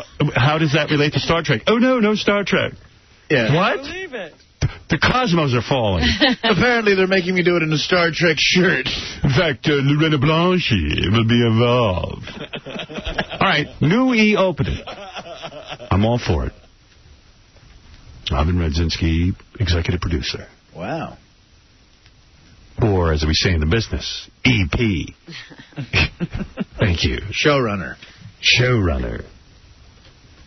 Did you happen to watch that Roseanne reality show? You didn't catch it. I watched a little bit of it. I wasn't into it. I know. It's not good. No. I'm bored with all that. You did you see the boyfriend? No, I didn't even get that far. You didn't get to see the internet boyfriend? No. I watched for about 5 minutes and I just said, I don't want to get involved in this. But it's really sad how she sets herself up for failure. She's trying to create a TV show. She made her son and her son-in-law the EPs. Mm-hmm. And they're sitting around in their cubicles throwing paper balls at each other. And she's wondering why the show's not getting done. Yeah, the AP. They have no idea how to put together a show. Wow. Bruce Willis, the man wins the award for the most pathetic human on the planet. I mean, following his wife around with Ashton Kutcher and their kids. He's saying he's doing it because of the kids. All right, I could understand that. But don't be there like when she's with her boyfriend and stuff. That Joe, he looks like a little mouse bastard. Mouse faggot, mouse bastard! Little whimpering bitch! I'm sure this guy knows how to keep his women in line. He does look a little peculiar running around with Demi Moore and Ashton Kutcher. He's got a point, but okay. It's weird. Let's make some points. It is a little weird. He always makes a point. He just goes a little too far. Do you want any more of him? I mean, I could listen to him forever. Hey, Howard, last week you and Baba Booey were talking about Italians. Number one, Baba Booey, you're not Italian. You named yourself... Well, it's a different guy. See, yeah. Jackson, you're J.O. I mean, Jackson, that's Italian. You call yourself Italian. And you, Jew boy, what do you know about mozzarella and gabagool and artichoke? You're a Jew. You know about my... It's not gabagool. It's just not the way it's pronounced. Well, he's telling you don't have any right to say it. That's like American guys who are Italian of Italian descent, trying to act like they're Italian. You ever see the Sopranos? When Tony Soprano and all them go to Italy? Yeah. And all the Italians are like, I don't know what these guys are talking about. Because they're like, hey, you got the gabagool? And they're like, gabagool? Get out of here. We're real Italians. We live in Italy. They laugh at American Italians with their pronunciation. Gabagool, basta choke. Because they're trying to sound Italian. Right. Basta choke. Thursday night, me and Dana went to Ferrar's in Little Italy, late night to get stuff. Yeah. And for the first time in my life, I saw how basta choke is spelled. Yeah, it's pasta. Oh, my God. How does it spelled? I mean, I looked at it. I said, that's a pasta choke. And I looked up and I saw how it's spelled. It's literally like P-A-S-T. It's pasta. You it's wouldn't not even pasta. know how to spell these words you're saying. You're messing them up. It's you trying to sound like you're Italian. It's not pasta choke. It's pasta. And I said, that looks like a pasta choke, but why is it's in the wrong bin? And Dana goes, that's how you spell pasta choke. So when you go over to Italy, they look at you like you're a moron. They go, that's a basta. What's a basta? Basta choke. So I asked for 2 basta chokes. And that was my point. But a lot of people get insulted when I make that point because they can't handle the truth. I can handle it. You handled it just fine. So, Howard, my neighbor, I gave him a bunch of hickory chips to use to make hickory steaks or whatever, and we got all banged up and peed in them. The next day he was cooking steaks. Me and my buddy were all drunk, watching him cook steaks with our pee all over the chips. We were freaking dying. He's eating his steak. That's gross. I don't approve of that. Horrible. I don't approve of that. That's crazy. I'll laugh at anything, but not that. That's disgusting. The guys who work in restaurants and then they mess with your food and stuff. I don't know, man. That's pretty low. You don't want that. Yeah, that's just gross. You know, you got to be really angry for that. Hey, screw this. Let's see. You interested in what this guy has to say about Mike Tyson, Kobe Bryant, and E! News? Oh, how did E! News get in there? I don't know. Here, wait. Yeah, Mike Tyson, the Titsoon tattooed face monkey. Lost all his money, filed for bankruptcy, blames other people. Giving a nigga money's like giving a friggin' monkey the key to a banana farm. Stupid bastard. Send the coon to a poorhouse. Send the coon to the poorhouse. Oh, my God. Put him on welfare. Send the coon to the poorhouse. To the poorhouse. Send the coon to the poorhouse. That guy's crazy. That guy's crazy. You know, I've seen some crazy guys, but that guy's crazy. This jerk-off Kobe Bryant really pisses me off. And these jerk-offs in Hollywood even piss me off more. Giving him standing ovations at this teen award thing. They don't even know if he's guilty or not. We know he pulled his friggin' banana out of his pants. But did he force the banana on the white bitch? He gives his wife that ring, $4 million. $4 million nigga, $4 million nigga. Stupid monkey bastard, stupid diamond monkey bastard. Oh. What a maniac. Yeah.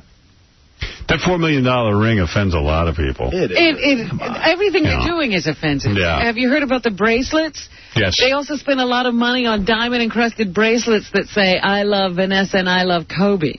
Her bracelet was $50,000. His is $150,000. I don't know why. Wrist, I guess. His has more diamonds.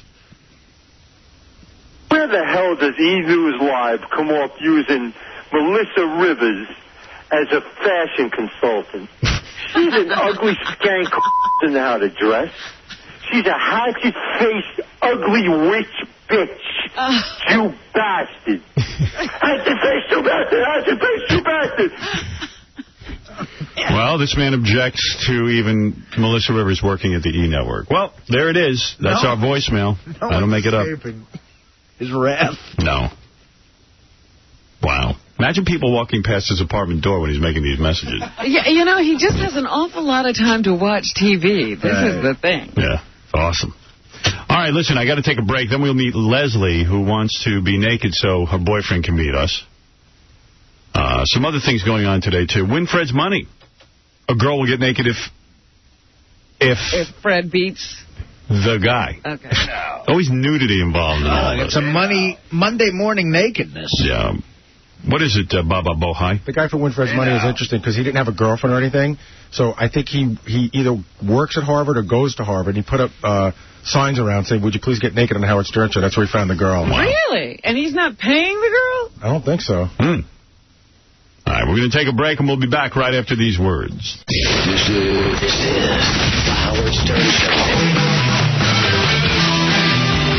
Please, this is important. Tonight on the E! Show, the one you don't want to miss, Artie's makeover with the Queer Eye guys. Tonight? And Robin Radzinski gave me the raw tape of Artie's makeover. And we're going to run it. You got to see what happens when 5 gay guys try to make over a drunken, belligerent Artie. He's tipsy at the spa, completely loaded at the wardrobe fitting, and passed out by the haircut. It is hilarious. I mean, hilarious. Even Artie was horrified by himself when he saw the raw footage, so I can't wait to see it. It is impossible to walk by the television set and not watch this. I'm not kidding you. I know it's our show and I hype sometimes, but this is the truth. Funny stuff. Disturbing. Once again, I'd like to apologize. Yeah, afterwards, you're probably going to think not so great of Artie, but it's fun to watch. I don't think anybody thinks too great of me now. Right. Did you tell Artie about the person who approached us and wanted to be his therapist? Yeah. We were out to dinner, Robin and I, Thursday night, and I thought kind of a sexy woman, very attractive woman, came up and said she is a therapist. I mean, she was like too hot to be a therapist because like all you'd want to do is bang her. Right. Yeah, she was like, I'm a therapist and I really want to work with Artie. And I was like, well, Artie will schedule an appointment tomorrow. All right. In fact, I'll take one too. But didn't she say she would counsel him in the nude or something? Did she say that? I thought she said something. So you were paying closer attention than I was because she was talking, you know, it was really weird. She came over and said, hey, how you doing? You know, came over to the table, attractive woman, whatever. And I said, hey, how you doing? You know, I was being very friendly. And then she started going into her story. And it went on. And you want to get back to dinner. You're there with friends. Right. You know, you're like, I want to get back to dinner. I mean, when are you going to shut? So finally I have to say, okay, thank you. You know. Yeah. I mean. You got to shut her up. Which, I mean, you can't imagine this woman's a therapist. Well, once she says she'll do it nude, I mean, the credibility goes out the window, you know. Right, that's what we were saying. Well, what kind of counseling is it going to be? I don't know, but I wish I had some nude counseling. It sounds great. Yeah. My therapist's a guy. He never gets nude. Yeah. Ever. Did you tell him you wanted him? Yes. Because I'm sure that means something. That might be an issue. He doesn't even put on trunks? No. Hey, Gary, am I talking to Albie or am I doing the woman here?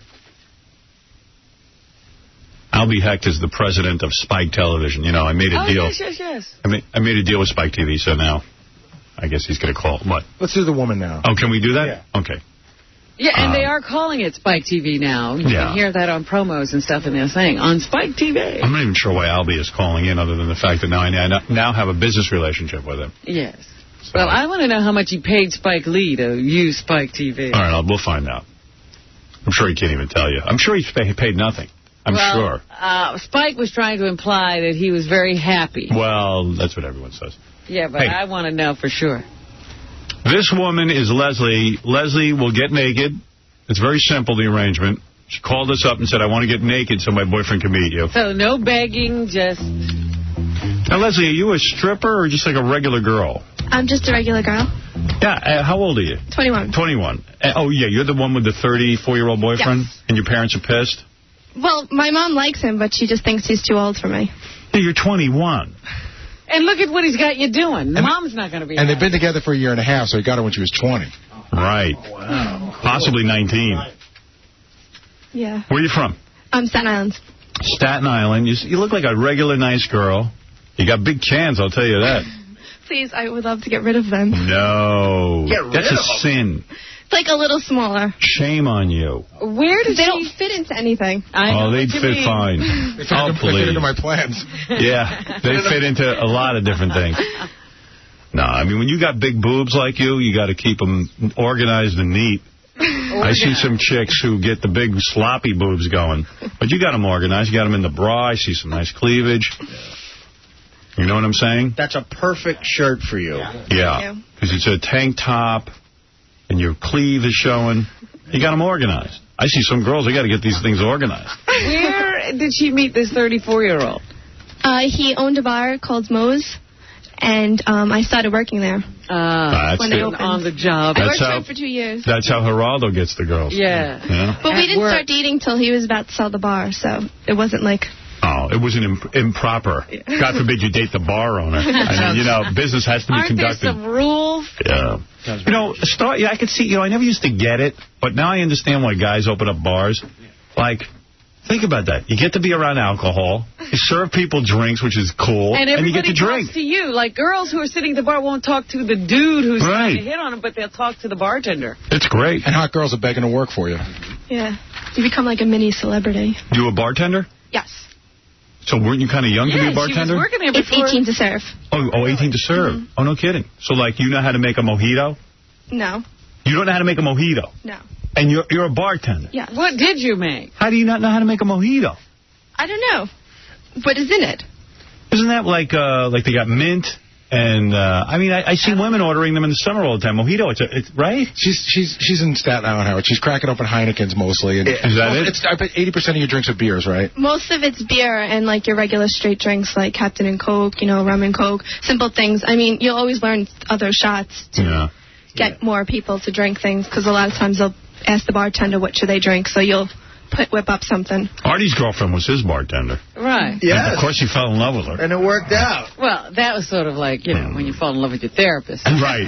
Right. I would cry to her about a lot of different things. How much should a person tip per drink before you get naked? I've never gotten naked. No, I'm sorry. Before you get naked on this show, I have a question to ask you, is what I'm saying. How much should someone tip for a drink? Let's say I order vodka with a splash. What should I tip? I don't know. It depends on if you like the bartender or not. See, I usually don't tip till the end. And then if I like the bartender or not... Well, wait a second. You are a bartender. Mm-hmm. People tip you, I assume. Yes. All right. A guy comes in and he says, give me some vodka, Kettle One, with a splash. Uh-huh. You hand him the drink. What should he tip you? What's a good tip? Well, they usually leave a couple of bucks. The bar, How much do they leave for a good tip? Why are you acting... Are you sure you're a bartender? Yes, I'm just really nervous. I'm sorry. All right, listen, yeah. Maybe, how much is that drink that Howard just said? Well, it depends on what bar you're in. It could be anywhere from... The bar you work in, how much is it for a vodka and grapefruit? For vodka and grapefruit would be $4, and it would be $6 for Grey Goose. Oh, $6 for Grey Goose? Yes. Wow. What about Kettle One? $4. What about Chopin? We never had that. It was more of a, jukebox, I see. Kind of bar. So $6 for a drink. What should I leave for a tip? A good tip would if you just left a 10. A 10 on one drink? Yeah. Wait, I had a $6 on a $4 drink. Leave a 10? Well, that would be $4 tip. She's saying. Oh, I see. Oh, okay. On a $6 drink, leave $4. Most people, if they're going to be there for a while, they usually tip at the end, because we usually just leave our money on the bar. See, that's what I heard, because take the money from there. I went to a restaurant Friday night, and I had a drink for me and a drink for my girlfriend. And I gave the guy $10. For right? 2 drinks. For 2 drinks. That's. But I was thinking I was being way generous, but you're kind of making it seem like that's... Most people don't really tip that well. It's like I said, it depends on if you know the bartender. Really, I should have left the guy $1 when you... I mean, all he did was make 2 drinks. I didn't talk to him. I don't even know this guy. It's not even like he made the booze. Yeah.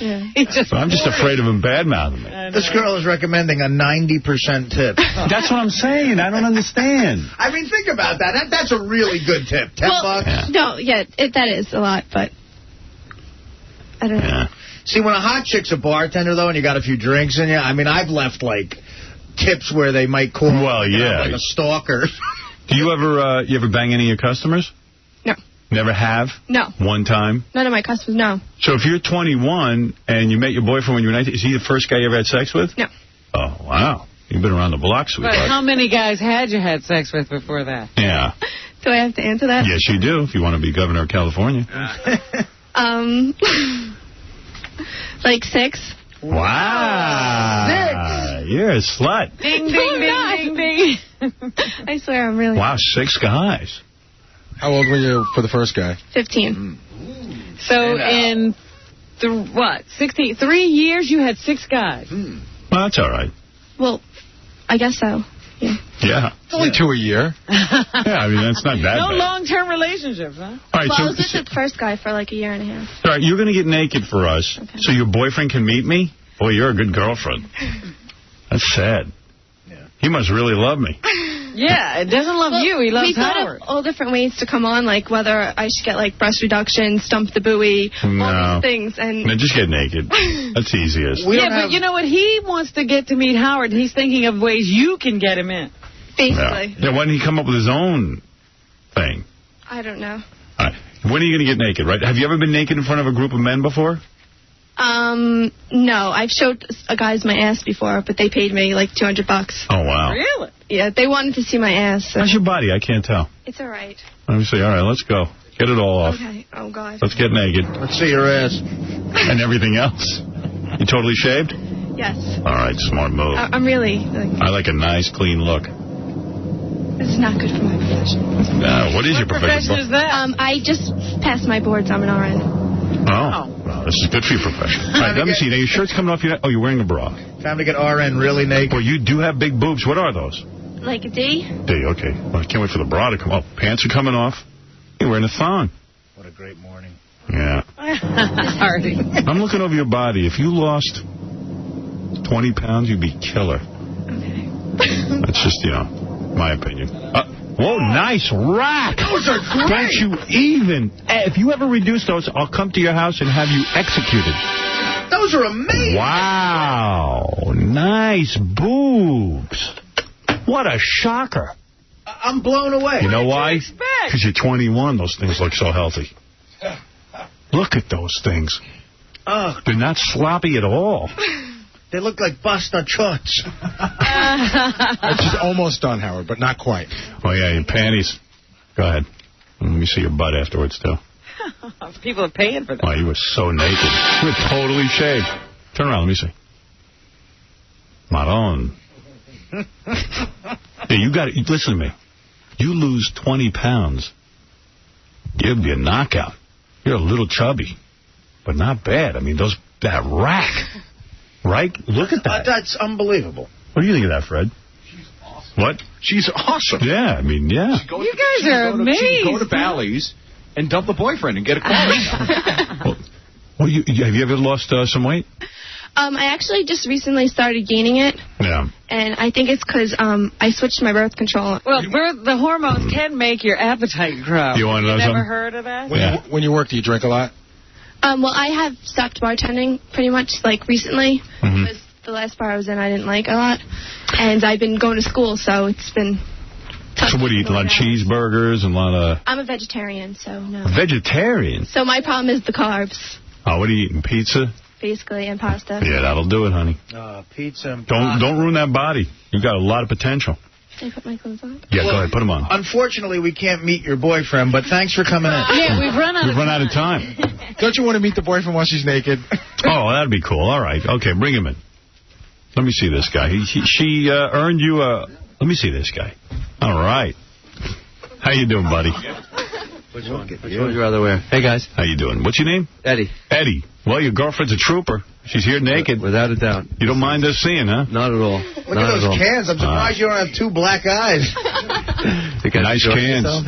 34 years old you are, and your girlfriend's 18. Or 21. 21. 18. So you catching some crap from the parents, huh?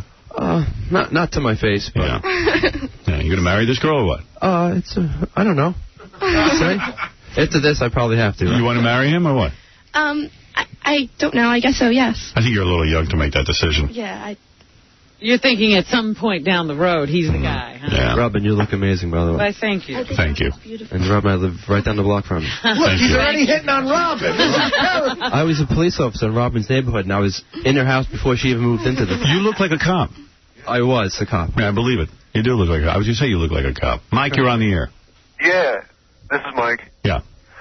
Well, actually, I wanted to badmouth this girl, but now that, you guys have described her, I kind of think I like her, actually. Yeah, she's a nice girl. She's a nice... Yeah, but I mean, I'm a bartender, too. If I ever, said I don't know how to make a mojito or something like that, I mean, come on. Yeah. She better not promote that bar, because none of my friends will go there if she doesn't know how to make a drink. I sold it. He sold the bar anyway. She's not in that. She's now a nurse. That's right. And she doesn't need to know how to make a mojito because she got double D's.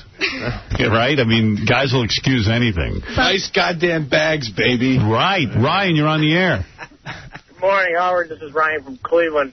A wise, dirty old man once told me, all women are whores except for your mother, and don't ask your father about her, okay? As for that last caller, that's all right. If you don't know how to make a mojito, we don't want no Cuban spics at the bar anyhow. We don't need your money. All right, there you go. Adios. Howard, you're the best. You're the man. Thank you, brother. Angelo, go ahead. Howard, you're wondering about how to tip, right? You're asking, what's a good tip? Yes. But this place is on Staten Island, right? Yeah. So what you do is the best way to tip there is you go over to the dump and you get the shiniest piece of garbage.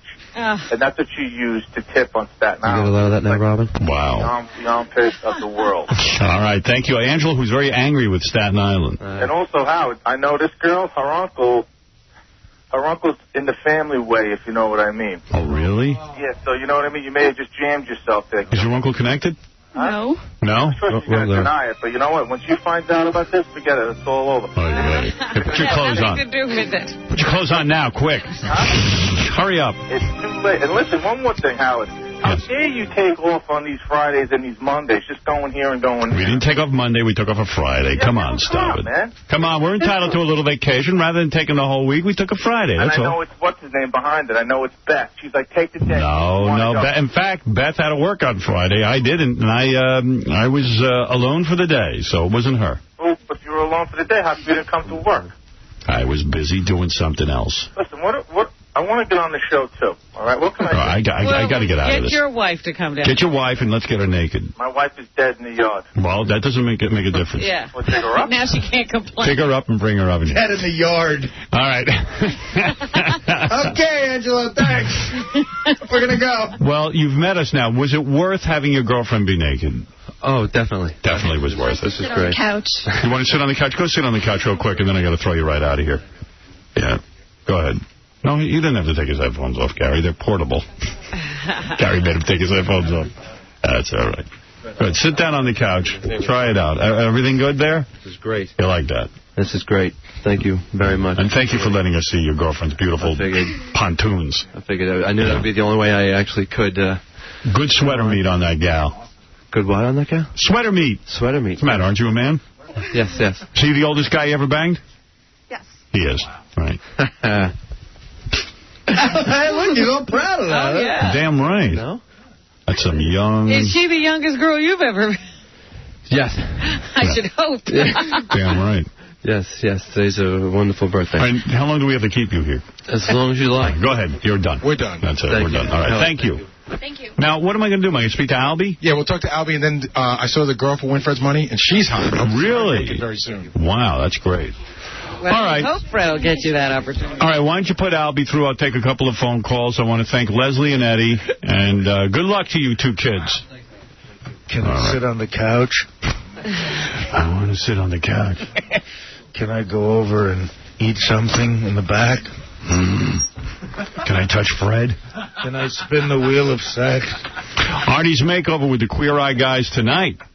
Oh, I can't wait. You'll love this show. I guarantee you'll love it. Lots of hijinks going on in the stores. An instant classic. Watching Naked Artie getting his mud rub. It's just funny. God. It's great stuff.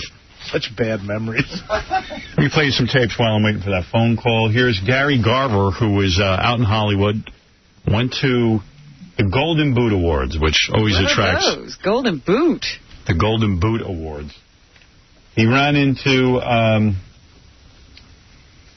let's see, who did he run into?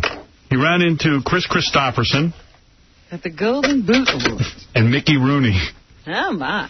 Wow. For those of you who don't know, Chris Christopherson is an old dude who's an actor. And a singer. And Mickey Rooney is an even older dude who was an actor. He was a child actor. He was like a big deal for like 1940-something. But anyway, here's Gary Garver with Mickey Rooney. Mickey, can I ask you a couple questions? Surely. Hey, you still live on the Westlake Island? We live in California. We live near there. Yeah, I grew up there. Did you? Good. Remember, you're like the big star of the whole thing. Thank you. Who was your biggest influence? Nobody. Just, I guess my wife. I guess Jan. Gee, thank you. We vote for Arnold Schwarzenegger for governor of California? I don't know. We're not there yet. It's early. He's sincere, at least, isn't he? Do you have any words or encouragement for Kobe Bryant? Oh, we'd like to stay out of that. That isn't our business. That isn't our business. Would you buy your wife a $4 million diamond if she caught you cheating on her? Say not. Who are you with? Infinity Broadcasting. I'd buy him a diamond if he was cheating on me. Who was the best piece of ass you ever had? What? Who was the best piece of ass you ever had? Me, of course. I'm ashamed of you. I'm ashamed of you. What? I said out. Out? Okay, let me get my stuff. I said out. Let me get my stuff. Relax, man. I'm getting my stuff. All right? I don't want that on me.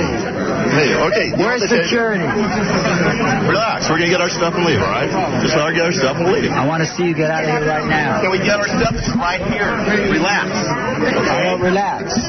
Chill. All right? Look at me like that. Nobody asked that. That's not a proper question. You didn't mean I'm just joking around. I know, but the other thing is in front of my wife. What? It's not in front of the women. Let him go. He can go. He can go. Mickey, I took care of it. It's fine. We'll leave. All right? Look, he just came up to me and said it was all right. Okay? Yeah, that's not what he said to me. Well, he was, fine. Come on. We're leaving. Jesus. Mickey, I took care of it. I wonder how old this guy is who's threatening you. It's so great, man. Isn't that great? In front of the ladies. I know. Not the ladies. Because ladies can't handle that. I'm ashamed of you. This is a guy who hasn't he been married like 8 times? 8 times or something. Cheated on several wives, but he's insulted by Gary Garver. That's disgusting. You sicken me. Yeah, the guys who get married 8 times are always the proper guys. I know. Not in front of the ladies. Not in front of ladies. You cheat on them behind their back. I can't tell her who the best piece of ass was. It's not her. Yeah. You want to go to a piece of ass? Look at this old hag. You think this is the best piece of ass I ever had? The wife was answering everything for him anyway. Mickey Rooney had like some of the hottest pieces of ass. Ava Gardner and who else? I don't even know. Marilyn Monroe, supposedly. Yeah. Who's the best piece of ass you had? Ava Gardner. Next question, punk. 100 years ago. Yeah, she's dead now. The best piece of ass. Every piece of ass this guy had is dead. I mean, his list is like, he's almost like the Tommy Lee of his generation. Right, he was legendary, a legendary womanizer. Yeah, and he looked like Michael J. Fox. For a little guy, he was little. Albie Hecht is who, Robin? I don't know. You keep telling me, but Spike TV, right? Albie Hecht is the biggest name in broadcasting right now. I'm sorry not to know. He went from TNN to Spike TV, and he made a very brilliant move. He hired me to do a cartoon called Howard Stern, the High School Years, although there seems to be some discrepancy in what the name of this thing is. Why? What do you think the name is? What does he say? I think it's Howard Stern, the High School Years. And what does he say it is? Albie, what do you think the name of the show is? I think it's whatever you say it is, Howard. Well, there you go. Then no discrepancy. Because I heard some of the guys saying it was like Howard Stern, the Young Years. Or as long as it has Howard Stern in it. That's all. But it's going to be a good cartoon. We're working on. We're at the very early stages of it, though. But I've seen some of the artwork. It's very. But we're funny. talking next year, right? We hope. I mean, I would think so, right, Albie? Yeah, as soon as possible. Are you working on it now? Yeah, kind of. Sure. Yeah, I am. Albie Hecht recently went through a trauma when he renamed TNN Spike TV. Whose idea was it to be Spike TV? It was the Brain Trust here. Yeah. Did you ever think... I mean, what were some of the other names? We don't want to go through those, Robin, but we had other names. We had some, adjectives, some men's names, some other, type of descriptors, let's say. But Spike was the best. Spike was the one we wanted. They were creating a channel for men mostly, geared toward men. I mean, not that women can't watch it, but geared toward men. And they said, what is a manly word, I guess? Yeah, what will say that without saying men TV? Right. You don't want to call it man TV. So what do you call it? And they said, well, Spike is the name. Yeah, Spike's a man's best friend, Spike of volleyball, Spike in the financial ratings. Did you ever in your life anticipate Spike Lee coming forward and having a problem? Who even thinks about Spike Lee? That came out of nowhere. Came out of nowhere. You were shocked. Totally. But in a way, wasn't it good promotion when you think about it? Because all of a sudden... It did get you in the news. Well, it also got my blood pressure going. It got your blood pressure going? It was intense. It got it going because you would put a lot of money into promotional materials, and you would listed all your shows in TV Guide as Spike TV, which would have ultimately cost you a lot of money. Yeah, I mean, we were less than 2 days from launch. We had to de-spike the whole channel over the weekend, and unbelievable. I mean, so how did you get rid of this Dudnick? I have my theories. I'm going to guess that what destroyed his case was when the judge said, listen, you got to put up $500,000 because if these guys are damaged, you're going to have to give them $500,000, which I thought was great. Wasn't it $2 million? It wasn't $500,000. Was it $2 million the judge wanted him to put up? It ended up being $2.5 million. Yeah. So I would guess that Spike Lee settled for a handshake because I don't think he has the $2.5 million to put up to gamble on a case like this. I would bet you didn't pay 1 cent to Spike Lee. Am I correct? I would bet not only did he pay, but he made a deal to produce a show. No, I bet you they made a deal to look at some of Spike Lee's next ideas, like a sort of a production deal, which costs them nothing. That's but they also paid some money. Yeah, I mean, quite frankly, Les Moonves does that to people all the time. Yeah, to make them go away. Makes them excited and then you realize you have nothing. Did you do that? Well, the good news is we're using the name, we're moving on. I mean, that was the good news from this. And what do you have to pay to get rid of a nudnik like that? We had to move on, is what we had to do. This is the launch day, Howard. Wait a second, Albie. He's not telling us anything. Albie, what are you wearing right now? What am I wearing? Yeah, tell my audience. I'm in a yellow shirt. Hot. Yeah. Oh, I thought maybe short sleeves, Howard. Come on. You're at work already at this time in the morning? Yeah, I'm definitely at work, like you. You're a hard-working guy. Yeah. All right, Albie, the reason you called in, obviously you're not going to reveal the settlement with Spike Lee, but let's just say you're very happy. I am extremely happy with how it came out. Okay. We got the name, we moved on, and we got to use it, and that's what we wanted, and that's what we asserted we could do, and that's what he backed off on, and we admitted, and we moved on. Well, I am proud to be part of the new Spike Television. I was behind you in supporting you that the name of the television channel should be Spike. The hell with Spike Lee. I am particularly impressed with some of the animated work you're doing, and you are calling in why? To say what? Well, today we're officially Spike, and we're the channel goes at 9 o'clock. We start with Spike TV. We're in all the listings, so the dream of having a first network for men is on. So women had 3 networks for themselves, Lifetime, We, Oxygen. It was women 3, men nothing. And now men have their own network. And it launches at 9 o'clock, and we have a great party with Spike Special at the Playboy Mansion at 8 p.m. tonight. So. And more importantly, you are announcing your official relationship with me. And most importantly, we are announcing, there's been a lot of rumors, right, Howard? Well, because who represents men better than Howard Stern? Exactly. When we decided to have a men's network, it was actually one of the first places we said, we got to get a relationship with Howard if we can. In fact, if you had named it Howard TV, I would have sued your ass. We probably would have got even more publicity that way. But, Albie, answer the question that everyone wants, and I know Robin wanted me to ask you this. As president of Spike TV, can you get a lot of ass? I mean, there are interns. I mean, what are you doing over there? Yeah, there's a lot of temptation everywhere, Howard, but I'm a happily married man. Right, but I would imagine being the president of a network, You have a lot of temptation. You could probably get tons of ass. There's a lot of terrific women lurking here and terrific guys. Did you get any ass at the recent Playboy party that you guys held? Did you bring your wife to the Playboy party? No, I did not. So did you get some ass on the side? There was a lot of ass running around. Right, and you got some side assage? Anyway, Albie Heck is Presidente of the Spike Television Network, Robin, and you would be wise to get to know Albie. All right. Because he's the man. I'm looking forward to meeting you, Robin. Because Spike is for men and the women who love them. Thank you, Albie. Thank you, Howard. And congratulations on Spike. Thanks. That's one of my new bosses, Albie Heck. You have so many. So many I have people I work for. You should know Albie because you might get some fall-over ass from all his ass. I'm sure he gets some ass. Let's be honest. Well, that's what Spike TV is all about. Yeah, I mean, if the president of Spike doesn't get any ass... Right, if you want to be a guy channel, you got to get ass. Right. Nick, go ahead. This is Nick, who is in the process of suing Nickelodeon. They stole his name. Yeah, I'm suing Nickelodeon. Good. How much money are you looking for, Nick? A few million. A few million? Yes. But you'll settle for nothing? Misuse of my name. All right. Thank you, Nick. Thanks. Nick is a great guy and is suing Nickelodeon. We have to take a break. When we come back, we'll play Winfred's Money. I also have some opportunities for you, the audience, to win money. And, oh, my God, I mean, just so many things. So many things. But nothing is better than Gary Garver and Mickey Rooney. Yes. Yeah. That was great. He did get to speak to Chris Christopherson and didn't get thrown out. I'm ashamed of you. I'm ashamed of you. Ashamed of you. I'm not ashamed of myself. I'm ashamed of you. Yeah, all his behavior he's not ashamed of. Chris, how you doing, man? Can I ask a couple questions? Will you vote for Arnold Schwarzenegger for governor?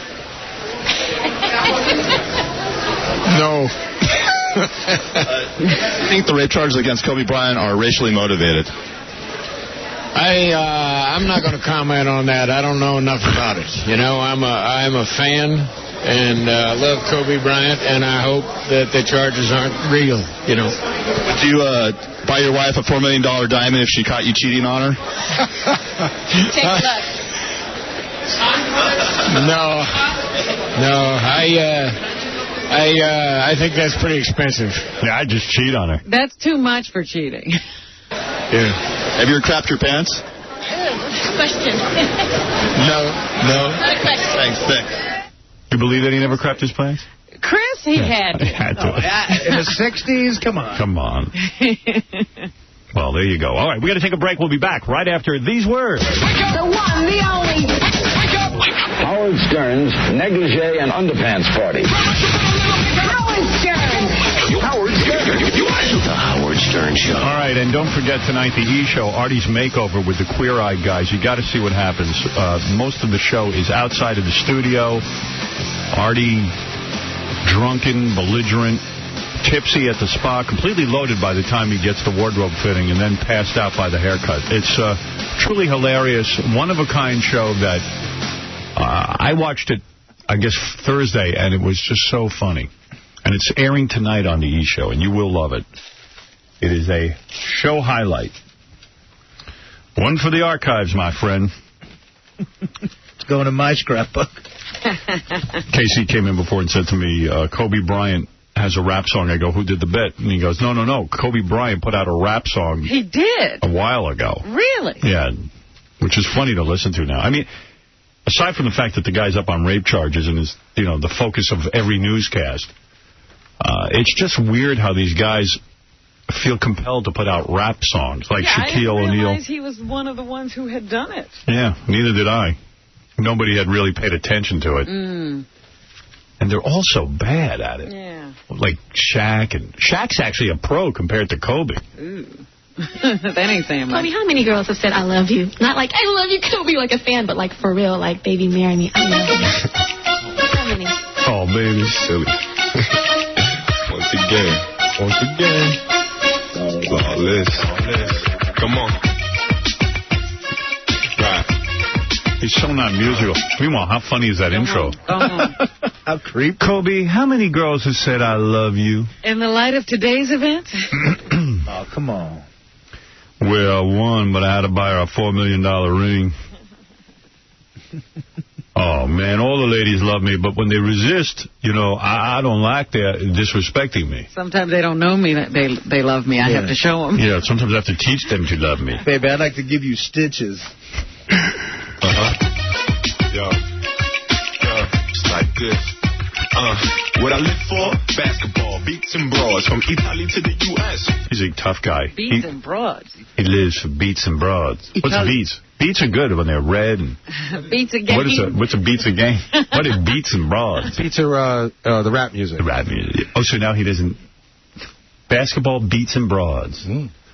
Pretty deep thinker. I thought he was going to say pizza game. Yes, it's fraud. I'm in search for the one that make my wealth feel poor. Who can ignore the spotlight life of grandma? Am I done for? Have I found the ore? Should I search for? There's plenty of women with sex appeal when it's filled. Can they complete the package? All I date is actresses. Is he paying attention to the music? This is awful. Yeah. Thanks to them, my money ain't big, but I must take risks to find a honey that's legit. Whether she push a bucket or 6 buckets of mad chips, I on her own or live out of mom's and pop's home. Rock top fashion, Adidas attire. So he can't find a real girl is what it's about. He's got to be careful. Dating actresses, yeah. Yeah. Poor him. Yeah, sometime I try to date some of the chicks at the hotel, but I have to beat them. They don't get it. Dating philosophy. Kobe Bryant dating philosophy. I don't know. Yo, come and go. Like the wind they blow. How do I know it's you for show? When God talks to me, give me a signal. But until then, on my ears here. It's such an important life. Kobe Bryant trying to figure out who loves him. How's he going to find the right girl? Yeah. The whole song is about him trying to find... He's so important. And women are such hoes. They all want me, but who do I want? Yeah. How do I pick from... How does a king pick from his kingdom? What about Kobe's feelings? Yeah. What about me, Kobe? Kobe beef. Kobe Bean. Kobe Bean. What about me, Kobe Bean? I'm Kobe Bean. What about me, Kobe Bean? Where do my feelings begin and end? Steady flow, come on. K-O-B-E. Are they spelling his name now, the girls? Yeah, it's K-B-O-E. I love you. I-L-O-V-E. Yeah. K-B-O-E. K-O-B-E. I-L-O-V-E. K-O-B-L-O-V-E. R-A-P-E. Me. And then he went and got a bracelet. Hey, Kobe. R-A-P-E. Me. I'm going to rape you.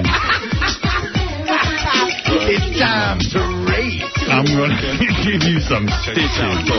Real love last. Do you love me or my cash? My name, fame, drop top, Benz or the wooden dash. You know my stat. Yeah, man. All the girls is after me. Who do you love more, me or my cash? I like that. Hey, Kobe. R-A-P-E. Me. Come to my hotel room at night. No paper cash. Yeah. Don't feel my size. I'll do you right. I'm going to put a bar on the door so you can't get out. When jewels you flash, tight, with your ex-man, push his jag. Type that love no scrubs, her pigeons ain't got mad. Type that can't stand a woman with her own cash, you know. Like Lauren, we claim she ain't rap. Type to get loud and puff. What's he talking about? I don't know. What's going on? Yeah. Yeah, with the cash. Rap is the world's biggest run-on sentence. Yeah. It just never ends. There's a couple of guys who can kind of make it musical. Yeah, and then there are all these basketball players. Yeah. A couple of guys are amazing at it. Like 50 Cent. Yeah. Yeah, Mystical. Yeah. Mystical's the best.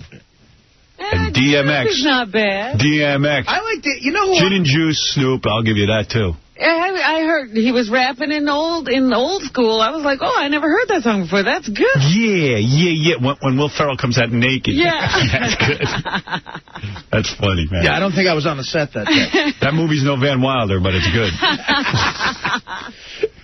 Yeah. That's Mystical, man. Kobe! In the house. Come on, man. Give me some. Keep bumping me against the wall. No, that's Mystical. Keep bumping me against Didn't you ask for some Mystical? Mystical, DMX. I'll take anything he's got. DMX is good. Oh, there you go.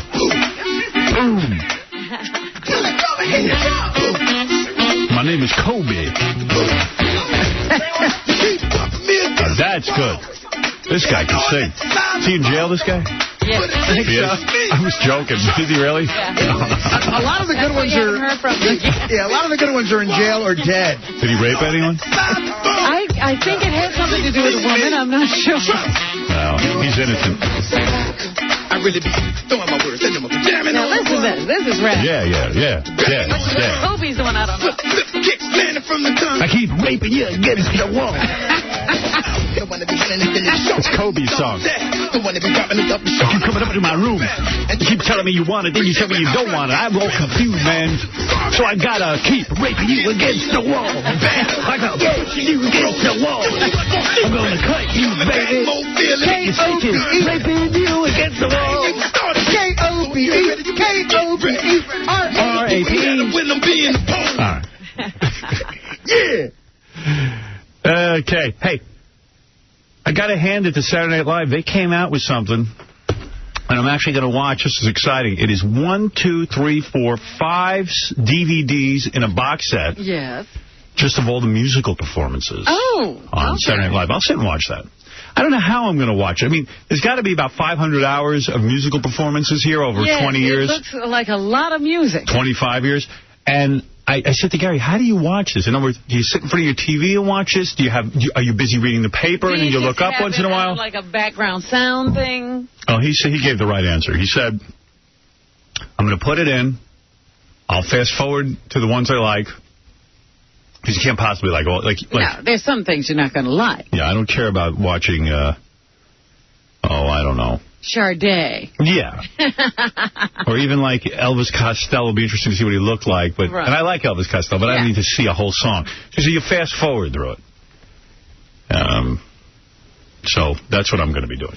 There's some good James Taylor on that, I bet. I know he was on a few times, like in the 70s. Yeah, James Taylor, the Stones have made repeat visits. Right. Billy Joel, Only Good Die Young, I'd watch that. Ray Charles, I'll fast forward through. Right. Carly Simon, You're So Vain. If she looks real good, if she was young, I'll watch it. Oh, by the way, she told Dick Ebersol paid $50,000 to find out who that song is about, who inspired the song, and then the two of them are going to keep the secret. Oh, please. Nobody else is going to know. Grateful Dead, I'll fast forward through. Simon and Garfunkel I would watch. Joe Cocker and John Belushi, that was great. Yeah, Elvis Costello, Less Than Zero Radio. Remember that story? The producers told him not to do radio, so he started to play Less Than Zero, and then he said, who needs this? Yeah, Rebel. Blues Brothers, Soul Man, I'll fast forward through that. How about Jim Belushi now filling in the Blues Brothers? I don't get that. Just because your brother did it, I mean. It's so bad. Creepy. It's creepy. Oh, God, because Dan Aykroyd is huge now. And they jump you can't tell one from the other. They were on The Tonight Show recently. It was so bad. I know. And you know what? I like Jim. Jim thinks I don't like him, but I do. I think he's a nice guy. He's a funny, talented guy, but it's like that. Stop being the Blues Brothers. That was your brother's thing. It's over. Yeah. When did he get the idea that you didn't like him? I don't know. I saw him in the park one day. I was running. He was like, hey, man, you told Robin to shut up. I know. He thinks I don't like him. So I just went, hey, dude, what's your problem? Tell Robin to shut up. Be happy somebody talks about you. Yeah, we're mentioning you. Patti Smith I would watch. Peter Tosh and Mick Jagger I'd watch. I remember that. The band, the night they drove all Dixie down. I'll watch 2 seconds of that. Right, exactly. Yeah. I like the song, but, I'm not going to sit there. Queen, Crazy Little Thing Called Love. I would watch that because it's weird that Freddie Mercury's gone. Yeah. But Randy Newman, I'll fast forward through. The Go-Go's I'll watch because they were hot. Rick James, Super Freak. I'd watch that. Yeah, because he is. Now you know it's true. Talking Heads, Take Me to the River, I'll fast forward through that. Spinal Tap, I'll fast forward through. John Mellencamp, I'll fast forward through. You know what I'm saying? Yeah. I could go through this. There's plenty to skip. I'll go through this. It'll take me 3 hours to even go through it. Skip it. What's down at the bottom? Like, what's the newer stuff that they're throwing on there? Okay. Hanson, Mbop, I'll fast forward through that. We don't need that. Back Where It's At. I'd watch that. Snoop Doggy Dogg. Snoop's Upside Your Head. Metallica's Fuel. Garth Brooks. Stuff. Garth, you can go. Yeah. Dave Matthews Band. I hate that. Skip right over Backstreet Boys. Get rid of that. Ricky Martin, La Vida Loca, please. Although he does look good. So cute when he shakes that hand. Yeah. Paula Cole. I don't even know who that is. That's that song from Dawson's Creek. I don't want to wait too much more. For my life to be over. Shut up. Yeah. Can't wait to see that one. Yeah, fast forward. Hit the fast forward quickly. Is she hot, though, the chick who sings it? No. No, so there's no reason. Karen didn't even think about that. Why lie? No. No. You know what, I I met her once, and she lifted her arm up to grab something. There was a big chunk of hair. And Yeah, you know what? That's not hot. I don't care how, liberated you are. It's just not hot. Really? Yeah. I was going to do this magazine article from Marie Claire. They did a whole article about guys who cheat and why they cheated. And it's funny to read. Oh, really? Yeah. Yeah. But all right, let me give away some money right now. I got $500 cash courtesy of Lionsgate Home Entertainment DVD Collection featuring Saturday Night Live. Oh, there you go. Okay. I didn't realize I was... Oh, how great. There you go. Did that work out? Beautiful. Anthony, you're on the air. Good morning, Howard. Hey, brother. I remember a time ago where it was cool to listen to rap. It was cool to listen to rap in front of your girlfriend or in front of her friends and your friends, but, man, let me tell you, when you listen to that stuff around other blacks, they looked at you like they were going to kick your rear end. All right. Well, you want to win some money? Yeah. Hello? Yeah, right. Okay. $500 we're playing for. Baba Booey is going to tell you now a line from a TV show theme. Mm-hmm. And by the way, this idea, this was sent Baba to us by... John from Jump the Shark. Okay. Baba Booey. JumpTheShark.com. All right, go ahead. Okay. Making your way in the world today takes everything you've got. Taking a break from all your worries sure would help a lot. What TV show is that? I know. Of course you know. Oh, come on, of course. Yeah, that's an easy one. Can you repeat that? Repeat it, Baba Boohai. Making your way in the world today takes everything you've got. Taking a break from all your worries sure would help a lot. Come on, you got to know this. Different strokes? Oh, God. That is incorrect. Oh, come on. Come on. For me, that's an easy one. That was number one on the easy list. Yeah. I gave you the easy one. Yeah, but is that... All right, you're gone. That's it. Is that. Is that. It's going to argue with the game. You can see these other game shows. Nobody argues. That's it.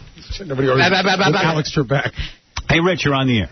Hey, Howard. Hey, now. What's up? The answer to that one, bro, is cheater. Yeah. 500 for you, my friend. Thank you, brother. What? Man. Oh, look at that.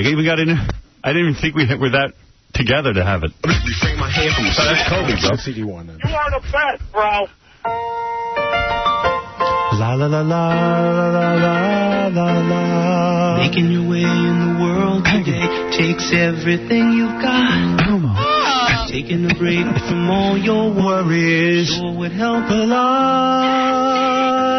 Isn't it time to get away? Sometimes you want to go where everybody knows your name. Get all right? Give me the money, bro. All right, 500 for you, brother. That guy's very excited. Later. Want to do one more? With this guy? No, we'll get a different guy. Yeah, it's got to get a little harder than that one. Johnny Boy. Hey, Howard, how you doing? What do you say? Not much. What's up? Nothing. Want one of these things, or you want to skip it? Sure, I'd love one. All right. Okay, you ready? I bet we've been together for 1,000,000 years, and I bet we'll be together for 1,000,000 more. Oh, it's like I started breathing on the night we kissed, and I can't remember what I ever did before. Oh, boy. Hey-oh! Do you have that in the actual... CD1. I mean, track one. What was that again? I bet we've been together for 1,000,000 years, and I bet we'll be together for 1,000,000 more. Oh, it's like I started breathing on the night we kissed, and I can't remember what I ever did before. I don't think I watched that show. You did, Robin. All I know is it's very romantic.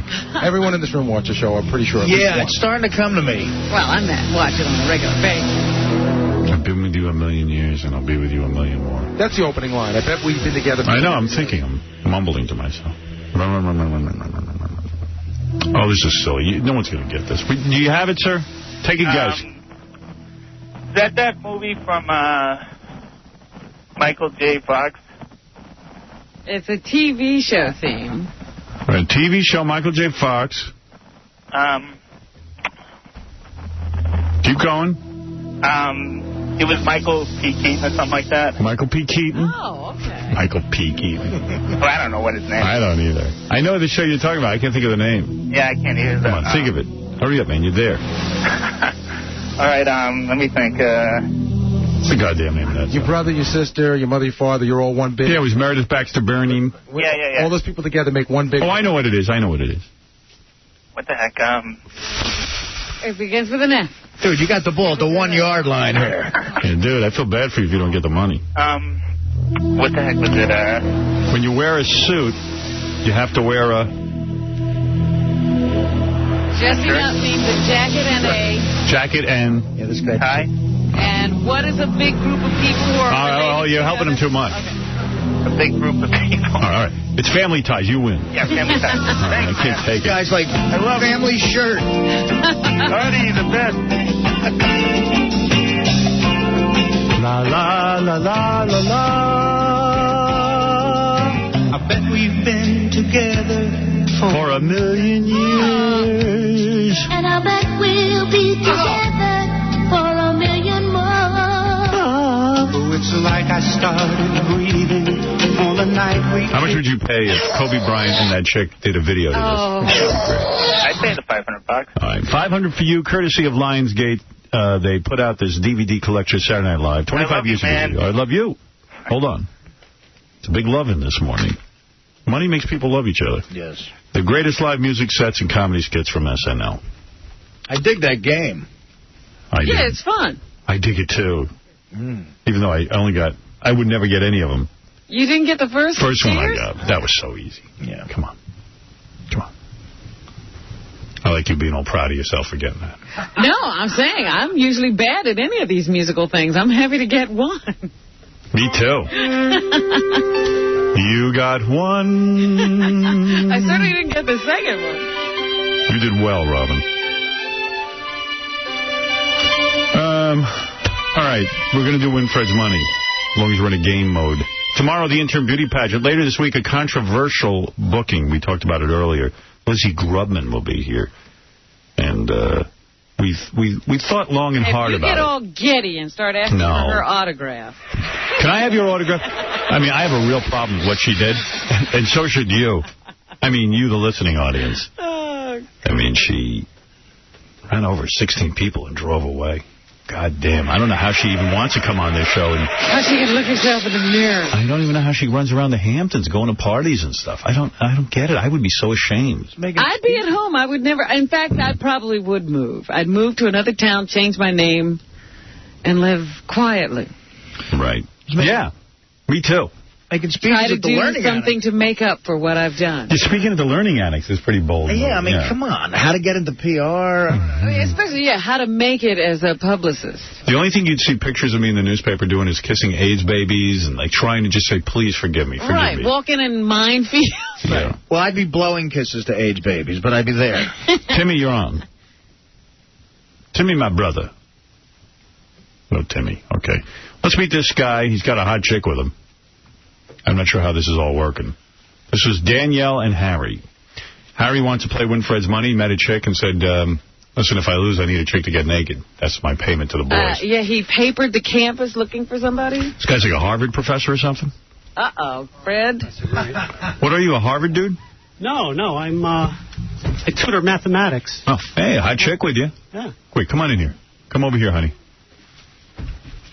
Well, don't hide her first. Just get her over here. This guy looks smart. Yeah, she's clothed right now. He looks insane is what he looks like. I know. I thought he kidnapped her. Yeah. Hot chick with you. Where did you meet the hot chick? Outside a nightclub in New Haven. Oh, you a stripper? No, I'm an owner of Sci-Fi Cafe. Sci-Fi Cafe? What's that? It's a full sci-fi cafe, bar, and restaurant. Where's that? In New Haven, Connecticut. You make a lot of money doing that? Yeah. Really? I brought you a hat, actually. How did a broad like you get to own something like that? I mean, did you have money? My other half. Oh, your husband?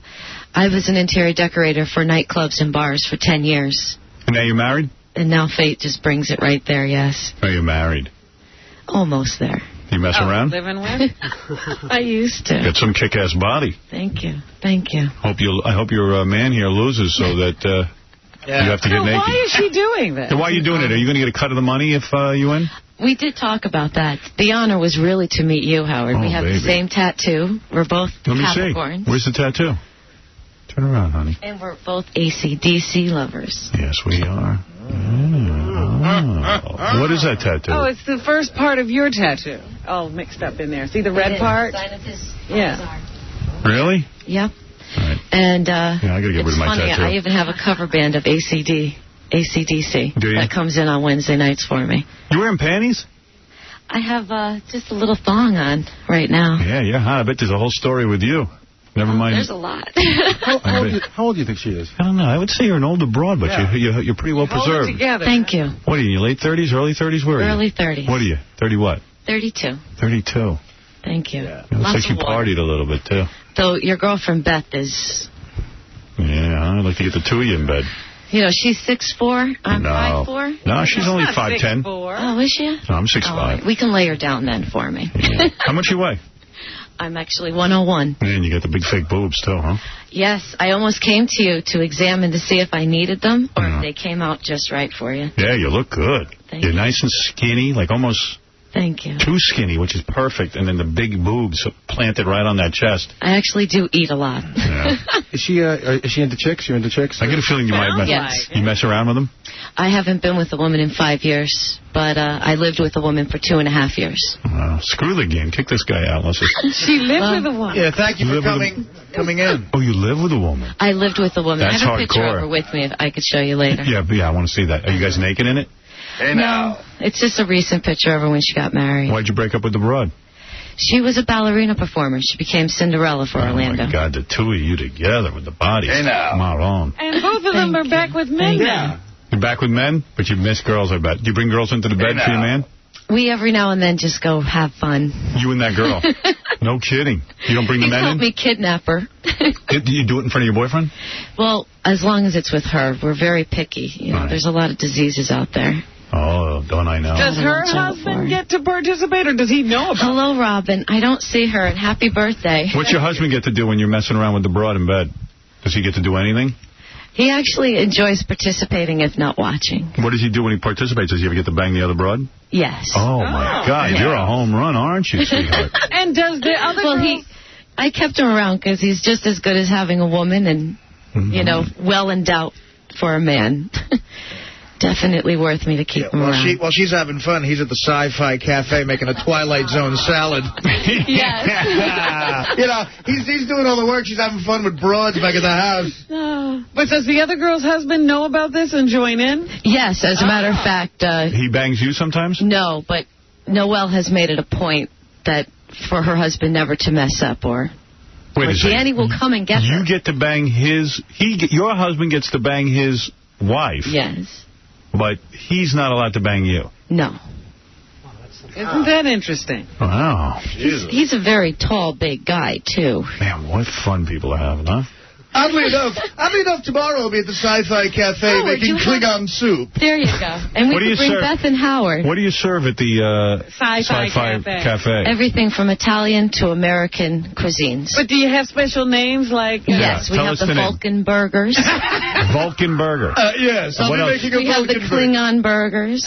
Yes, we're going on the Star Trek cruise for the Klingon burger. Yes, oddly enough, I'm opening up a Sci-Fi Cafe tomorrow. Me and my Ren will be making a Vulcan burger. Or something? We have the burgers that look like star burgers. We have the Enterprise fries. Everything is Star Trek themed, or do you have other Twilight Zone food? It's so... Twilight. I was going to say, we have a Twilo drink. What we're looking for is the names of the food. You have like a Twilight calzone? We're trying to make something out of this. Yeah, what are some of the names? I have so many. Any Sulu? Blank on you right now. You don't know the name of your menu? I know. She doesn't work there. The guy does. Yeah, right. Yeah, that's right. But what's wrong with me? She just cashed the check. Yeah, right. She runs around in really little outfits. Basically make sure it runs all fine for Anthony, really. Yeah. He's the main cook. Where's the goddamn X-Files ice cream? You know, if the guy called it, he's probably like a rich dork. Well, Howard, we got the Klingon croutons. What's the...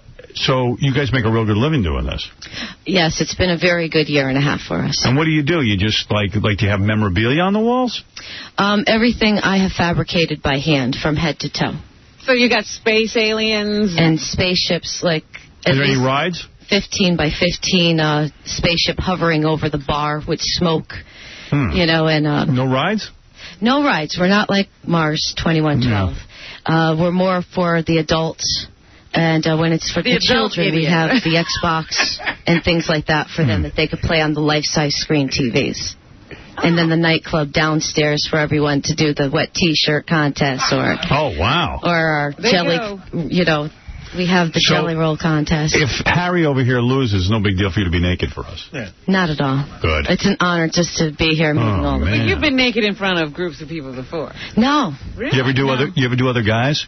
Or just your husband? Just my honey. I've been loyal for just about 6 years altogether. Oh, really? But you do checks.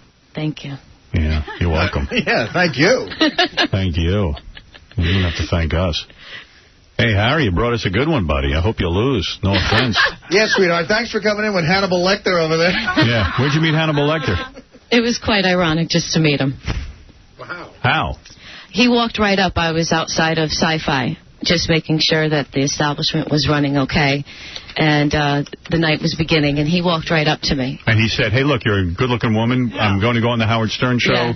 I need a woman to... Okay, I got it. But why was he at the Sci-Fi Cafe? Is he a regular? No, he was just walking by. Oh, look, he handed out a flyer. Have your 15 minutes of fame and possibly win $2,000. I need a free-spirited young lady to accompany me to New York City for an appearance on the Howard Stern show sometime in the next few weeks. So there was an offer of money. Yeah. Well, you're smart. Thank you. 10,000. Oh, I mean, Harry was smart, not you. The $10,000 prize for Winfred's money is provided by Bally's Total Fitness and its new weight management program. Call 1-800-FITNESS and get yourself on the program. Call now. Harry, were many women willing to do this, or just Danielle and you stopped? I actually met about 3 or 4 girls who wanted to come on. Right. Get close to that mic. Thanks. Thanks. Why is everyone thanking me? Everybody's thanking you. Yeah, right. Get right up on that. Yeah. But, most girls were very afraid of you. Yeah, it was you. I want to come to New York. Did you kill any of these girls? Or? No. You got a wife? No. I didn't think so. What do you do for a living? He's a physics major, Howard. You're a smart guy, but you're a little odd. You know that, right? No. Well, you look like a physics major. Yeah. Thank you. You girls like physics. Want to come to New York? He looks like the kind of guy that goes to the Sci-Fi Cafe every night. Yeah, how odd that you met him at the Sci-Fi Cafe? I could see him in a Klingon outfit. Oh, yeah. Have you ever worn a Klingon outfit? No, but back in middle school, my nickname was Spock. Yeah, okay, I see. Eric, you're on the air. Hey, Howard, this girl just said she hasn't been with the last guy. I'm sorry. She said she's been faithful to her husband for 6 years, but then before she said she hasn't been with a girl in 5. Yeah, no, she said she's with women, but she does it in front of her man. Okay. We figured it. Being faithful means not banging other dudes. Chicks is a whole other and story. not being with girls alone. Right. That's a whole thing you don't understand, sir. Thank you. Quite frankly, neither do I, but I love it. Hey, it's their rules. Yeah, I like those rules. Everyone should adopt those rules, believe me. Thank you. Yeah. So, Spock. So, Spock, at what age were you since anyone called me that. Do you speak Romulan? No. No. All right. Spock, does he teach? You're a bright guy, obviously. Give me your background. Well, I basically have a BS degree in physics. Yeah. I worked on Wall Street for a while. Are you rich? No. I worked for Morgan Stanley. I got laid off about 1.5 years ago. So you're a loser. Smart loser. Smart loser. Nothing worse than that. Do you work now? Yeah. I mean, I'm self-employed. What basically. Do you do? Scams the internet. He takes out hits on people, I think. What do you do? What kind of work? I mean... people contact me. They have, college and high school kids who need help in math. So you tutor. Okay. Yeah. So you're a real math whiz. Yes. All right. Okay. Well, Spock, you've heard other people play Fred. Yes. And they haven't done well. They think they're going to do well, and then Fred beats the pants off them. Well, you had a guy from MIT in here back maybe 3 or 4 months ago, and Fred beat even him. So Yeah, he's very good. But, all right, it's worth a shot at the 10 grand. You seem like a nice guy. I like you. Thanks. I think you brought a gorgeous girl in here. So now it's time. We're going to, just to make sure that you're going to get naked for us if he loses. You must step into the booth now and remove your clothing so that we can drop that if he loses. If he wins, then we'll just let you, and then you don't have to be naked. Hey, sister, strip down and get in the cage, baby. That's right. Go ahead, Danielle. Danielle's a very sexy woman. I think you would be happy, Howard. I've been bald for 12 years. Well, that's good. And I'll ball you after the show. Nice. Spock's like, I've been bald for 20 years. You're totally shaven is what you're trying to tell us. Yes. Very impressive. All right. Danielle is undressing. Robin, we cannot see Danielle because she's behind a screen. But hopefully, Fred, go into your isolation booth. Fred, I don't know why I have to say that each time we play this. You should know that at this point. Fred is never aware of the rules. No. It's a new game for Fred each time. Can I go into the girls' isolation booth? Fred goes into the booth. They put a radio on. He can't hear what we're doing. And it's not our show. No. There's no cheating allowed. Yeah, Fred listens to Don and Mike. And we're going to put down some microphones so that you won't be distracted. Okay. Danielle, are your clothes off? Just about. All right, get it all off and hand them out to KC so that no shenanigans go on. We've been burned before. And Danielle is naked behind the screen. There's nothing left? Hey, Howard, can I check her underwear for skid marks? Oh, you. Let me see. Hold up her underwear. Let me see what kind of underwear she wears. Do you see any skid marks? No, they look clean. All right, you're good, sister. All right. Even the thong part is clean? All right. I know. Should I smell it? Oh, goodness. When's the last time you moved your bowels, Danielle? This morning. And did you shower after you moved? Yeah. Yes. You did. So we won't find skid marks, chances are. That's what I do. We're not going to find the Sci-Fi Cafe special. How you feeling, Harry? Do you feel relaxed? Yeah, somewhat. All right. You feel relaxed. That's good. Have you played this while we were on the air and answered a lot of questions? I turned off your microphone. I'm sorry. You bored me that much. I'm sorry. Yeah, I'm sorry. Answer the question, yeah. I still turned off your microphone. Go ahead. I fooled you. Hi. Have you ever seen a naked woman? Of course. Have you ever gotten laid? Yes. Be honest. Yes. Do you have a girlfriend? Not right now. Okay. When's the last time you got laid? Be honest. 4 months ago. All right. I think you're lying, but let's go. I think it's been 4 years. Spock is like, come on, man. I'm just kidding. All right, here we go. Spock, at what age were you let out of the locker? What grade? 8th grade. All right, seriously, Harry, it's time for you to play. I will give you the questions. Remember, you can repeat stuff, like if you blank out, but the clock keeps ticking off time. Right. And so it's really a matter of strategy. Is important. And, Gary, lend me a pen, will you? Because you're so wonderful. Thank you. All right, here we go. I will ask you the questions. What boxer gave Muhammad Ali his first professional loss? Joe Frazier. Who is the main protagonist in The Catcher in the Rye? Holden Caulfield. Who is the president of the Confederacy during the Civil War? Jefferson Davis. What is the name of the poem which appears on the pedestal of the Statue of Liberty? Don't know. What is the traditional gift for a 50th wedding anniversary? I don't know. How many horsemen of the apocalypse were there? 4. Which Egyptian president shared the 1978 Nobel Peace Prize with... Anwar Sadat. Do you want to go back? No. Okay, stop the clock. Wow, you know, I'm afraid that Fred will know some of the things he missed. And, you know what? If he's lucky, Fred won't answer some of the things he did know. What if it's a push? What if it's a push? You get nothing. You get nothing, and he gets nothing. And she doesn't have to strip, I guess. You know what, though? It's hard for it to be a push because it's the time, too. It's rare that it would... And I tell you what, you did it in 36, but I screwed up the word But I understood what you were saying. So I'll give you down to 35. What do you think of that? I'm going to take a second off because I funked. All right, so clear the board. Clear the board. You've gotten, let's see, 1, 2, 3, 4, 5 right, I believe. Yes, that's right. And the 2 you got wrong. Hold on, don't bring Fred in yet. Not yet. The 2 you got wrong, you didn't know. For the 50th wedding anniversary, which is gold, right? That's right, Robin. And the name of the poem on the Statue of Liberty, that's a tough question. Either. It's called The New Colossus. Oh. I know it's Give Me Your Tired, Your Poor, but I didn't know what it was called. But everything else you got right, which is a real good score. And those were hard. Let's bring in Fred Norris. And we won't say how you did to Fred. We'll keep it a secret. Yes. And Fred, you have a big, scary smile on your face. Yes, indeed. Right. Okay. Who's scarier, our Mr. Spock over here or Fred? I think if we didn't know Fred, it would be Fred. Even you can't throw me today, Robin. Here we go. You ready, Fred? Thanks for the confidence. Go ahead. All right. You know, Fred, you can go back if you want, but it eats up time on the clock. I hear you. What boxer gave Muhammad Ali his first professional loss? Pass. Who is the main protagonist in The Catcher in the Rye? Holden Caulfield. Who was the president of the Confederacy during the Civil War? Jefferson Davis. What is the name of the poem which appears on the pedestal of the Statue of Liberty? Emma Lazarus is the poet. What is the traditional gift for a 50th wedding anniversary? 50th? Yes. Golden. How many horsemen of the apocalypse were there? 4. Which Egyptian president shared the 1978 Nobel Peace Prize with Menachem Begin? Anwar Sadat. Do you want to go back? Yeah. What boxer gave Muhammad Ali his first professional loss? Joe Frazier. Stop the clock. Wow, Fred! You just eked it out, Fred. Just pulled it out. See? Just pulled it out. And going back is what did it. What is it?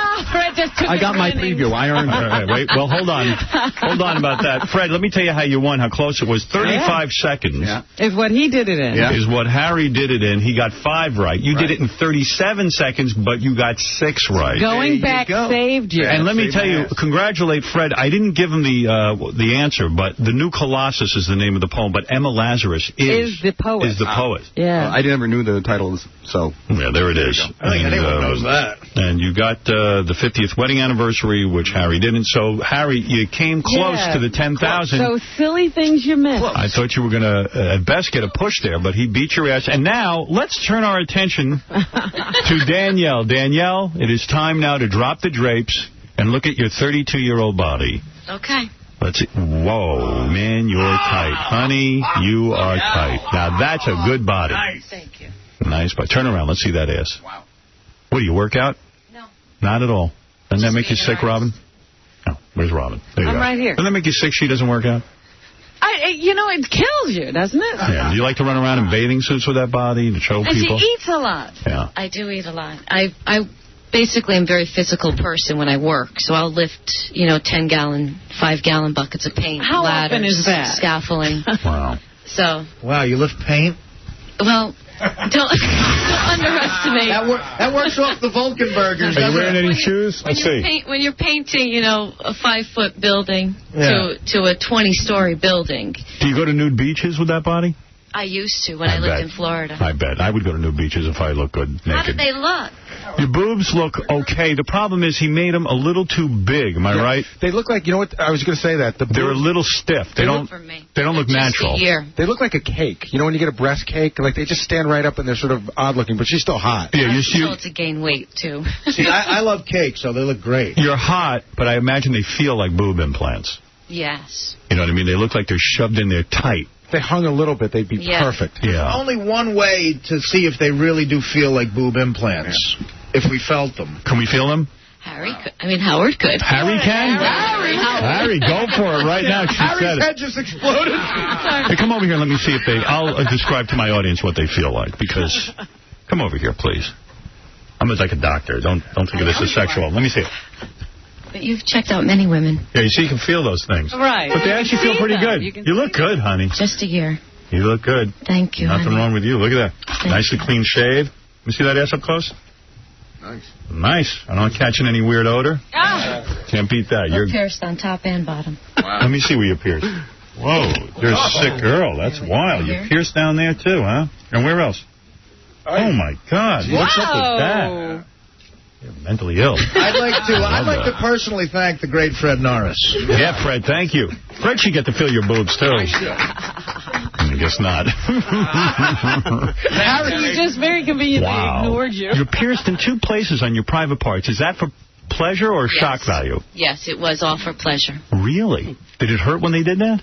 Just for a second, the top one felt like a bad pinch of the teeth. Mm-hmm. And the bottom one, it made me peak. It really made me peak. Even the piercing? Yes. Wow. Cool. And they've been there now for about 7 years. And it gives you a more intense orgasm? Definitely. It makes it also easier for you men to find things. Orally fondling and playing when... What to do. It's almost a guidepost. Now you've gone too far. Spock is just staring. It's so funny. He's just got a mouth open. Easy, Spock. Harry with that knowing nod. Yeah, he's like, right. I understand. Yeah, I know. Right. Yeah. All my girls are pierced. Yeah, I remember 4 months ago when my girl peaked. Well, Harry, you are terrific. I like you. You're a good sport. Tomorrow, smart guy. Tomorrow I'm going to audition for Who Wants to Be a Millionaire. So good. I wish you luck. Thanks. Fred should go on there. You, Danielle, home run. Thank you. Quite the bod. Nice looking girl, good attitude, do lesbian stuff. Every man would be lucky to be with you. Thank you. We're going to take a break. We'll be back right after these words from Winfred's Money. You're listening to a man who has Down syndrome of the penis. Howard Stern.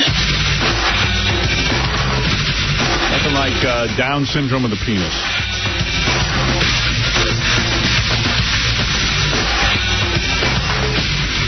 Tonight, Artie on the E! Show doing that queer makeover thing, Queer Eye for the straight guy, and it's just funny as hell because you go on the whole makeover with him, and Artie gets hammered and starts insulting the gay guys, and unbelievable. Getting a lot of reports of Artie being drunk this weekend. Really? Which doesn't shock me any.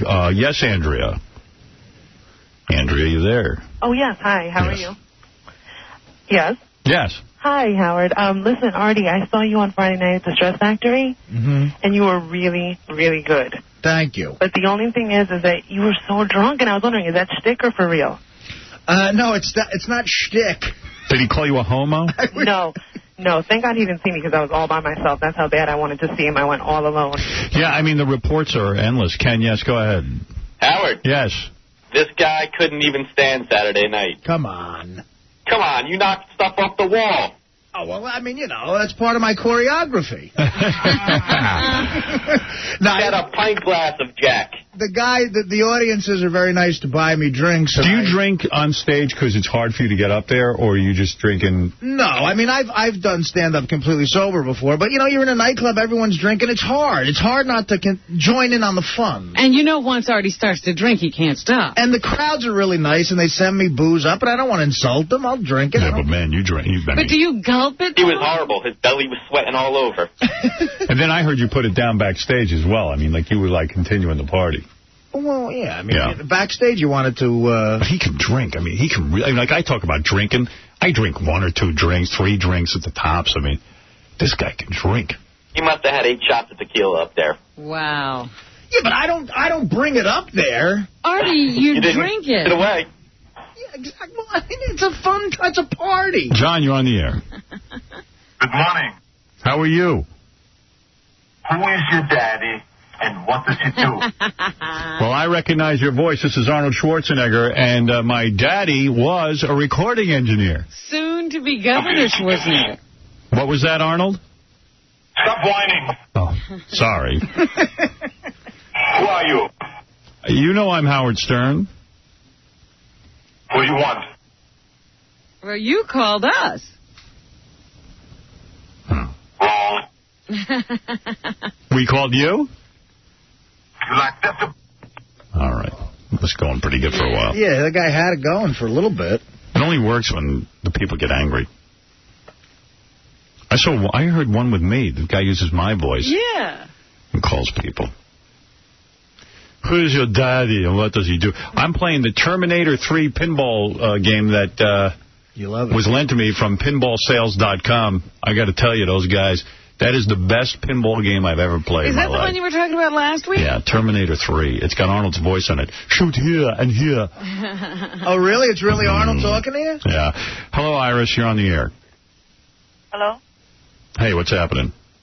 Is this the Broadway Names Publishers? Yes. Okay, you still do the names and headlines? Yes. Okay, and you're located at 48th Street? Yes. Okay, can you tell me which avenue that is? No.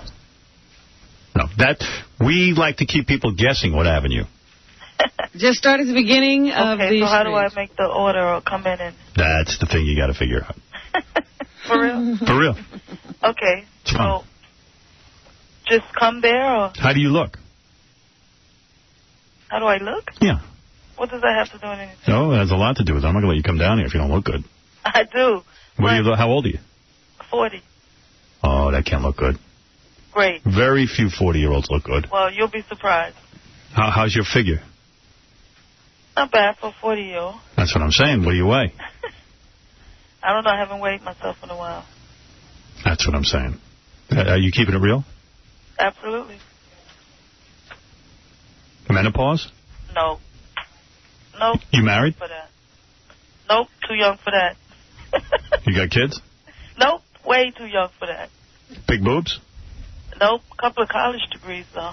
Oh, I'm not interested in that. No, it's not. In fact, that's a turnoff. Jesus. What, give me your measurements. For headline news? Yeah. I don't get it. Oh, you'll get it if the measurements are right. I'll give it to you. Don't worry. So this is not the same company. Oh, yes, it is. you print up headlines. Jew? How dare you? Man, please. Anti-Semite. What is the headline you want to print? There's a few of them, actually. I'm doing I need to print, I can't think of the names of it now, but I have it written down. But I was trying to find this company. I did it years ago. You're looking for someone. I don't even know what you're looking for. To print your headline? Yeah. Are you talking about like a classified ad? No, there used to be a printing company where you can get your names printed headlines. You can have the headline say anything you want. Why do you want that? Where do these headlines appear? It's kind of like a souvenir. Oh, yeah, that's us. Yeah, we do that. Okay. All right, now I She's looking understand. for something else. I thought you wanted real headline. We don't do that. We do the fake headline. Fake headlines, yes. Yeah, sure. All right, sure. Come on down. But you look good. This is really a funny conversation. Not really. I'm being very serious. I'm very handsome, and Stop insulting us. And I'm not going to just print anyone's headline. You'll print mine, trust me. Is it dirty? No, it just says, it's a video I'm doing. It just says, like, drug epidemic on the rise. Oh. Unemployment on the rise. There's certain words in the song. So you're all political, are you? No. It's just for fun. That's not fun to me. It's words of the song. So when I get to that particular part of the song, I want to flash. Oh, you sing? No, I'm a director. I'm directing the video. Oh, I see. Well, somebody else is singing. If you're 40 and you're directing, I don't think it's happening. Why not? I've been doing it for over 15 years. Really? Who have you directed? Anybody we know? Well, you heard of Mekhi Phifer? Yeah. He was in my last video. Is that right? Is your name Debbie Allen? I wish my name was. All right. And you look good. Yeah. You have Afro-style hair or braid? Yeah, I have locks. You have locks? Yeah. I dig that. Does Mekhi Phifer know he was in your last video? Yeah, of course he does. Oh, okay. You got dreadlocks? What was the video for? It was for a rap artist called You and I and Coochie Rap. Coochie Rap. Locks with Bagels Rap? Yeah. So you're telling me you look good. Coochie How come I've called this number so many times and no one answers? Well, I'm very busy printing headlines. And doing the women who come in to print them. Yeah, what I do is, I've got the greatest business in the world. First of all, nobody prints headlines anymore except me. So when the broads call in, I find out what they look like. If they come down and they look good, I have sex with them, and I don't even take money from them. So you'll probably just have sex with me. Maybe I'll just take your money. No, I'll have sex with you. There used to be an old man that did this in the village. What do you prefer, anal? Well, I'm an old man. Can't be you. He was a nice old man. What would you prefer from me, anal, oral, or... None of the above. Really? No, but I could talk to the lady, though. Oh, that's your thing. That's your thing. But I'm at work, so I really can't have Once I have sex with you, you will want men. Nah. He's going to convert Been there, you. done that. No good, huh? Well, I wouldn't say it was no good. Tell you the truth, we don't really know this company. Right, we're fooling. We're fooling. You got the wrong number. You don't know the print company? You've been punked. Yeah, this is Ashton Kutcher. So, who's that? That's Artie. What company is this? Radio. Radio? Radio station. For real? Yeah. It's Howard Stern. The greatest. I'm playing. Yeah, greatest This disc is jockey. Howard Stern? Greatest disc jockey ever. No, I love Howard Stern. This is not Howard. This is me, baby. Howard Stern and Robin, yeah. This is not Robin. Okay, This is it's not Robin. Robin. Okay. This is Robin? Oh, yeah. Oh, yeah. Because I love Robin. This is not Robin. Oh, that's Robin. It is two Robin. And this is Jeff Curl. We're stuttering, John. Wait, here he comes.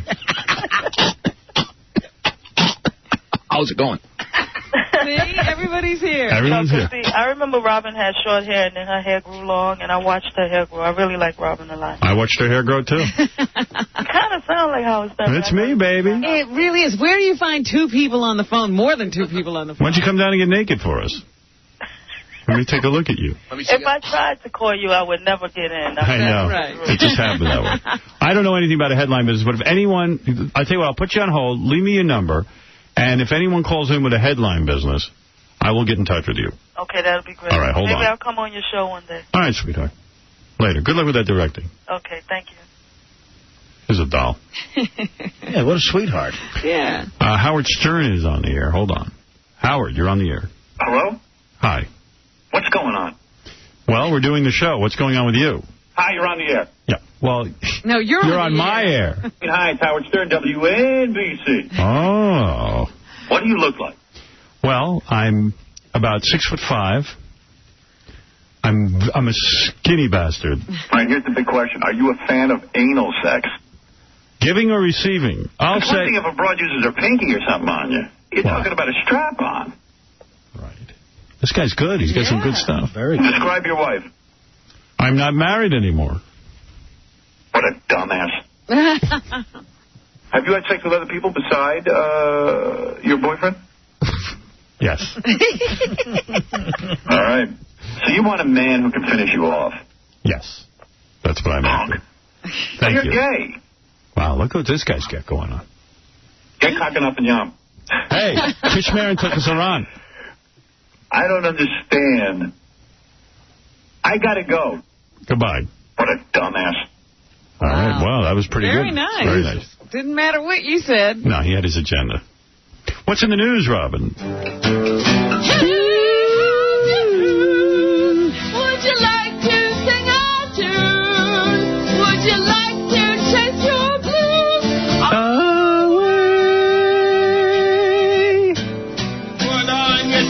All right. I don't understand this. A Michigan man has been charged with murder for leaving his wife with a gun so that she could kill herself. Now, do you understand what I'm saying? No. They say this guy's wife had been talking about killing herself because the marriage wasn't working out. And I guess he got tired of hearing it, so he showed her how to use a gun and then left it for her and walked away. Yeah. And she picked it up and shot herself. So, what's wrong with that? They're charging him with murder. Oh, that's absurd. I mean, that's ridiculous. So stupid. I mean, she killed herself. He didn't tell her to do it. Right. He just made sure that she knew how to use the gun. So I don't know, but apparently you can't do that. Now he's charged with murder. We'll have to see how the court case works out. But he is charged with manslaughter, I guess. They're not going for, like, murder one or something like that, but he will be charged. Yes, Billy. Yeah. How you doing? Wow. Is this Howard? Can I talk to Howard? Yeah, you're on the air. All right, where's Howard, though? This is him. This ain't Howard. All right, goodbye, Billy. Howard, stop coasting. Get out of here, you dickwad. You had to wait for that. Yeah, it's great. Go ahead, Robin. Okay. Also, now we also often talk about, well, you talk about how poor you think men are at child care. Yeah, they're horrible. Case in point, a university professor's 10-month-old son died after being locked in a car on campus for more than 3 hours while temperatures were in the 90s. Students at the University of California at Irvine noticed the kid strapped in a car seat in the back of the car on Friday and called police. The kid was pronounced dead soon afterward. The child's 49-year-old father was distraught. About noon, he saw a commotion around his car and came out to learn that he had left his child in the car. He wasn't even aware of it. I lost a few of my kids like that. How could you leave the child, not know the child is in the car? How about the idiot students? How come they didn't break the window on the car? Well, by the time they got there, the kid was already in trouble. Yeah, you still break the window. Well, I don't know what they did, but they did call and... By the way, as someone who has been there and done that, it's really hard to get the smell out of the car. Oh, that's horrible. No, it's true. I could imagine. Listen, let me tell you something. That only proves my point. I believe that this guy really did forget that his kid was in the car. I don't even think he was trying to kill his kid. Guys don't remember stuff. We're absent-minded. The guy who did this is the vice chairman of the university's Department of Education and an associate professor of information. Doesn't matter. Computer technology. So I'm just saying, he's not like a lame-o. No, he completely spaced out. He probably just said, I don't know what he was doing with the kid in the car. Probably the kid was quiet on the way. Maybe fell asleep in the car seat. Guy gets out. He goes to work and he goes, oh, my God, I left my kid in the car. I'm telling you, I know women don't understand this. Because women remember their kids. Broads are better with kids. They just are. They just are. Don't let your dude walk around with the kid. It's just a disaster. Oh, this is... I hate... it's a terrible story. I hate to agree with you. But this just points it out. If a guy can strap the kid into a car seat and in the space of the drive to work, forget that the child is there, what are you supposed to do? When I was alone with my father when I was a kid, I think about the stuff. I'm lucky I'm alive. I know. Believe me. Let you get away with everything. Run around. Guys like guys who have to take care of the kids, like if they have to dress the kid's all dressed inappropriately. It's just like, it's a mess. Guys don't know what to do. And then like women will go, oh my God, did you see how that kid showed up to school? And they'll go, I didn't know. How do I know how to dress a girl? Well, let me ask you another thing. You have kids. Now, how do they get their school clothing? Oh, their mother. Okay. Of course. Because I'm now reading in the paper that more and more kids are being allowed to shop for their school things on their own. No. And I'm reading this article, and it's a stay-at-home dad. Yeah. Who can't stand shopping. Right. He takes the kids to the mall, gives them the money, and tells them to go buy whatever they want. No, that's absurd. I mean, like, I even go shopping with my kids sometimes, but it's always like a fun kind of like, oh, you need a shirt. It's one thing. It's not like going shopping for a whole school wardrobe. I took my 10-year-old for her birthday for clothes. It was a disaster. I mean, I don't know what to get her, and everything I got, everyone was like, what did you get? Where can this be worn? It was just... I don't know what I'm doing. I once took Emily when she was a little kid shopping. Allison said to me, go get her shoes. I said, okay, how hard could that be? So I go to the little shoe box. Right. And we walk by the window, and Emily's like, I don't know, 2. And she says to me, oh, my God, look in the window at these gold shoes. Made out of, like, gold. I said, really? I said, where would you wear shoes of this color in parties? I said, okay. I go into the store. I said to the woman, let me see a pair of the gold shoes. She goes, you got to be kidding me. Those are for like a mannequin. Those shoes don't even exist. It's the only pair ever made. It's a goof. I go, I'll take the ones in the window. Oh, no, you didn't. Got into a whole argument. They gave me the one in the window. I bought them. I mean, they didn't even know what to charge me for them. It's a fun time, see? Brought them home, and my wife looked at me like, what are you, insane? Gold shoes? The kid wore them every day. Right. They don't match anything. It's ridiculous. But I didn't know I did wrong. Yeah. So this is, you're probably making a case for yourself here with that argument that men should not be left in charge of children. They shouldn't. I believe that this professor or whatever he is, I'm telling you, he went to work and he forgot the kid was in the car. I'm telling you. We're saying the kid could either end up dead or with gold shoes. Right. Just amazing. It's a sad story. I'm sorry. It is. It's a horrible story. And the most unbelievable thing to me was that he didn't remember that the child was in the car. Oh, yeah. I mean, he's gonna feel horrible the rest of his life. Oh, yeah. I mean, he definitely caused the death of his child. And they say he was a loving father.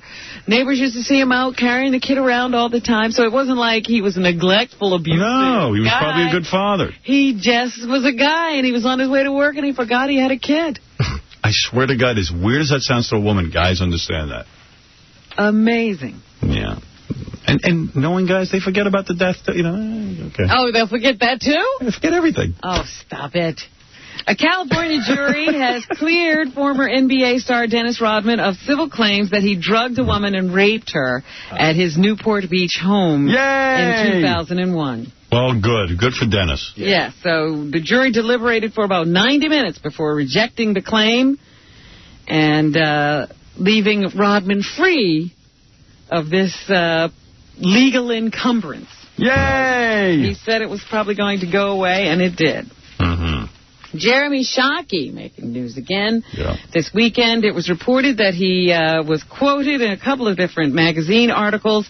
In one, he said that former Giant coach Bill Parcells was a homo. I didn't know that. So what's the problem? It turns out he did not mean that Bill likes to have sex with men. Right. He just meant he's a homo. Yeah, we understand that. I get it. Well, there were some people who were, I guess, taking it literally. Not funny, ha-ha, funny, queer. And then he was, that's right, yeah. Then he was interviewed by Maxim, and he talked about his sexual preferences and his fantasies. And his biggest fantasy is to have a threesome with a mother and her 2 twins. Jeremy! All right. It's going to be a good season. Wow. He also said he's had sex with a few people that were famous, but he won't kiss and tell. He's a gentleman, and so he's letting every famous person out there know you can have sex with him because he won't share it with anybody except his buddies. Let's have him on the show and get him a mother with twins. We could do that. Absolutely. We can make that happen. Yeah.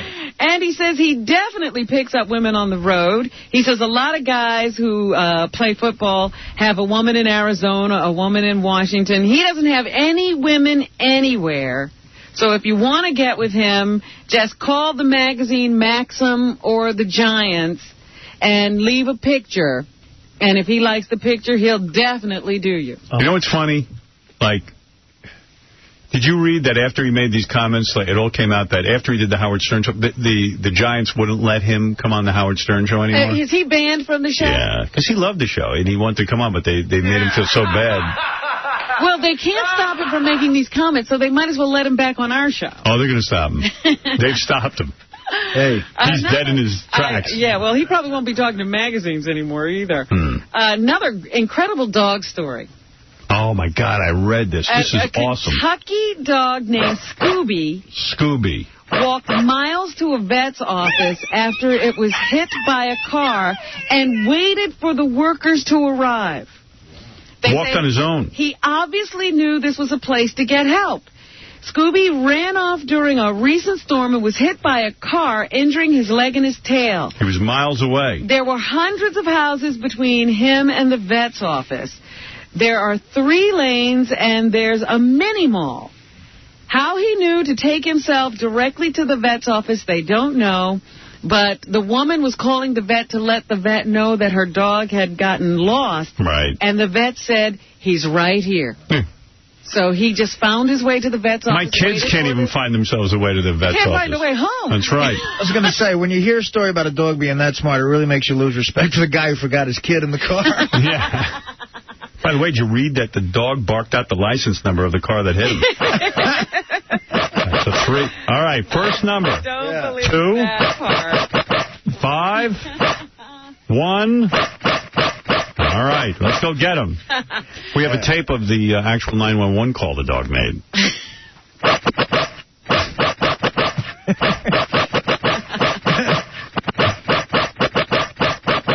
All right, thank you. Could you repeat that address? That was when he got hit.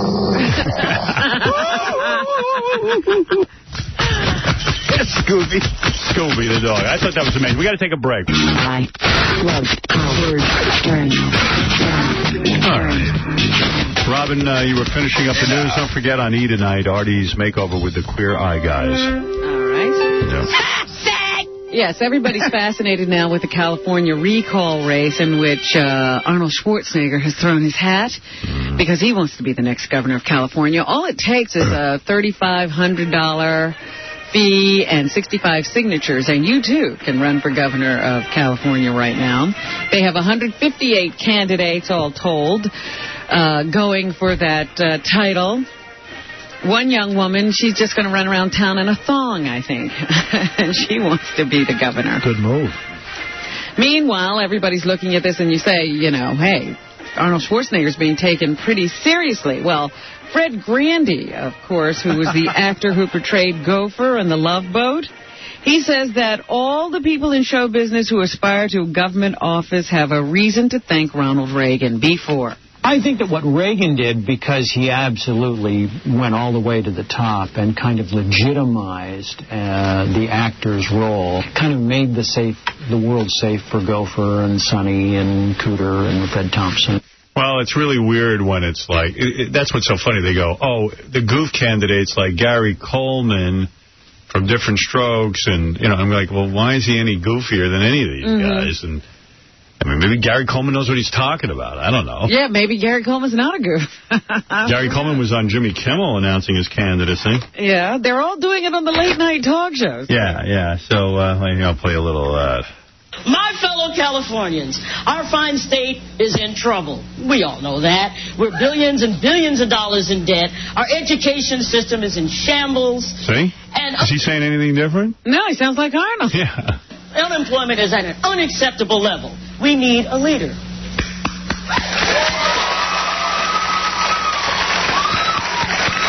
Thank you. Yeah, who do you have in mind? I am that leader. There you go. Thank you. Sounds like he's applauding for himself. Yeah, I represent you. All the little guys.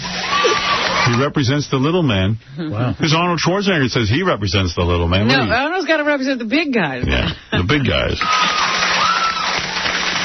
Now, people question my experience to become governor. Let me assure you, I have seen it all, I have done it all. I've gone from starring on one of the most top-rated shows on television to doing crappy shows like this one. Sorry. Hey, I didn't write it, sorry. He doesn't even write his own speech? Yeah, and he won't take responsibility for his words. Now, when he becomes governor, will he be responsible? On election day, forget the career politicians, and I mean that. Forget Arnold, although I do love him, and vote for me, Gary Coleman. All right, Gary, thank you. Meanwhile, USA Today did a poll. That's embarrassing. My God. And they say that 64%, I think. Yeah, 64% of Californians would dump Gray Davis and take Arnold. Wow. He's going to win. As the next governor. We couldn't be happier here on the Howard Stern Show because, let's face it, I mean, the guy's always been good to us and comes on the show and, you know. He'll be our friend in the governor's office. Gray Davis never comes on the show. Haven't even talked to Gray Davis ever. I don't think you've ever asked him, but that's besides the point. Right. Meanwhile, Hollywood is grieving today. We found out that Gregory Hines died at the age of 57 after a battle with cancer. Hollywood is grieving, but, you know, it was kind of sad. I mean, Gregory Hines has been in some movies and stuff. He was a tap dancer. I mean, God, you got to hand it to the guy. In this day and age... He made a career. I mean, who do you know is making careers out of tap dancing? I told you, there always gets to be one guy. He was the guy. Yeah, one black guy. Yeah. It's an old-fashioned hoofer. But anyway, I felt bad because they said, well, you know, they went to, like, the interview to people talk about him, and it was a guy who was, like, a stagehand at one of his shows. Stop. Yeah, it wasn't even like Billy Crystal, who he did a movie with, right? You saw it, Fred. With Mikhail Baryshnikov. It was a stage carpenter. Yeah. And carpenter. No disrespect to him and his craft, but, I mean, of all the people you're going to ask about Gregory Hines, why not Baryshnikov? Somebody like that. Right. Well, I mean, would the carpenter really know Gregory? Well, maybe nail on that board. Hey, Jesus was a carpenter. Well, here's Gregory talking about himself. He was interviewed by Leslie Stahl on 60 Minutes some time back, and he says that he has always been aware of the role he has played, B5. I think that it's incumbent upon me as an artist to try to say something new. And as an African American, there's so many new things to say. There's so many new stories to tell. No. He started out, I remember him from the Mike Douglas show when he used to come on with his father. Hines and Dad. Remember that? Was married to a white woman. I found that out one night. I was at the Bottom Line years ago. That marriage didn't work out. No? I don't think he's married right now. What? So I remember saying, man, there's a black guy with a chubby white woman. I remember saying that. She was chubby? Yeah, she was. But they were not together at the end. So. I'll tell you one thing. He never made a big deal about the fact that he had cancer. He didn't know anything about this. I didn't know he was sick at all. Yeah. Most people whine and complain when they get cancer. But it is very, you know, kids today to hear this guy's name, a lot of them don't know who he is, but the dude... Well, he was the one who taught Savvy and Glover. Yeah. Who's the guy the kids know now. Barely. Well, everybody, all the kids loved that deaf... What was that stupid thing he did? He did a thing on Broadway. Right, I know. All right. But I'm just saying, anybody who can make a career out of tap dancing, God only knows how. I told you, there's one guy each year, right. Each generation. And it is amazing. This one. He did Bring the Noise, Bring the Funk. Bring the Noise, Bring the Funk. You'd go there and there'd be nothing but teenagers and young adults. Don't tell me I don't know Savvy and Glover. Thank you. I once saw a Gregory Hines movie with Sammy Davis Jr. It was like Jelly's Last Jam or something. No, that was the Broadway show. There's a bunch of old black guys all used to sit around and tap dance against each other. That was they'd have these competitions. Wars. And then Gregory Hines would walk in, and he was the young tap dancer, and the old men would respect him. Right. And then out on the streets was violence, but they got in a clubhouse. They didn't have to fight. They used their tap. They fought with their feet. We're going to dance like fruits in here. Yeah, come on. It's violent out there, but we can be as gay as we want to be with our dancing. Just tap. And Sammy Davis knew everything. He was a genius, but he was a tap dancer. You know? Well, remember the big thing was when they had that tribute for Sammy, that Gregory got up on stage and he kissed Sammy's feet. Yeah, it was. And Sammy's the old black tap dancer who's obviously should have been president of the United States, but... President? Yeah, because, you know, he knows everything. You know, everyone comes to him, and he's brilliant. I don't remember that. But he's angry about tap, not the young kids, and they don't understand tap, and he believes in old-school tap, and these new guys that isn't tap, and... It's a mental patient must have written this thing. Right. You watched it. Apparently it had something. I had to watch it. I couldn't believe it. It's like watching Geely. There was a wild space wedding this weekend. A Russian woman married a guy who's up in space. Fred was up in space when he got married. Not a first. So here is... what is the woman's name? Lindsay Lohan. No. Ekaterina Dmitriev says that despite the distance, she and her husband share a very strong bond. B2. Especially when the person, Yuri, was further away. Yuri and Ekaterina. He was closer to me because of the communication that we have. She's Russian. She speaks beautifully. Beautiful English, doesn't she? Yep, better than I do. So they communicate very well, even though he's millions of miles away in space, and that's what held them together. They had a cardboard cutout. She married a cardboard cutout that was standing in for her husband, who was, issuing his vows from space. Great. And the president of Liberia has agreed to step down today so that maybe that country can be brought under control and people will stop dying and they can get some water and food and save themselves. At the box office this weekend, SWAT, the Samuel L. Jackson, Colin Farrell movie, was the #1 movie at the box office. They are saying that's the 5th movie in a row for Colin Farrell that's debuted at #1. Here's Samuel L. Jackson on the job of a SWAT member. B4. Sorry, wrong room. What are you looking for? Sorry. It's a tough job, and it requires a lot of work. I mean, these guys train more than, the average officer, and they have rigorous physical standards. All right. Michelle Rodriguez is also in the movie, and here she is on Working with Samuel L. Jackson. Isn't she the angry, tough chick that we had in here once? Yeah. I look at this guy. She's not the one Which one is it? We have 2 angry, tough Puerto Rican chicks in here. Really? Leah Remini and the... Oh, Leah you're considering? Isn't she Puerto Rican? Leah's not Puerto Rican. No, she's Italian. Seems it. She's Italian and Jewish. Isn't she angry and Michelle Rodriguez? She's angry and Michelle is angry. Remember, Michelle was probably bleeped as much as anybody when she was here. Michelle got mad at some callers, from what I remember. I look at this guy who's been in the business for I don't know how long, and I've seen him since I was a little kid. We should have Leah box Michelle Rodriguez. I think better. Michelle will wipe the floor with her. Anything else, Robin? Here's a scene from SWAT. Good. Sorry, wrong room. What are you looking for? Chris Sanchez. I'm Chris Sanchez. You're Chris Sanchez? Yes, I am. Look, your internal affairs. That guy had double-edged razor blades in his mouth. Yeah. Sick and tired of these complaints because some bot I could have memorized all that. doesn't like getting thrown to the pavement by a woman. I look like IED to you? Do you? Who are you? Wait, now. I'm Sue. I'm going to beam you all up. Yes. I'm in SWAT. Are you? That seems to be missing the character Spider-Man. Absolutely.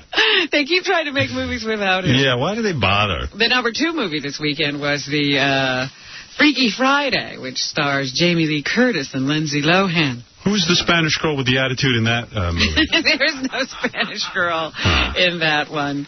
And finally, Maria Shriver is taking a leave of absence from NBC to help her husband on the campaign trail. Good. So there you go. That's what's happening. Yeah, ladies, take a note. Really? Help your husbands run for governor. Tonight on the E! Show, Artie Makeover with Queer Eye Guys. Check it out. We'll see you tomorrow.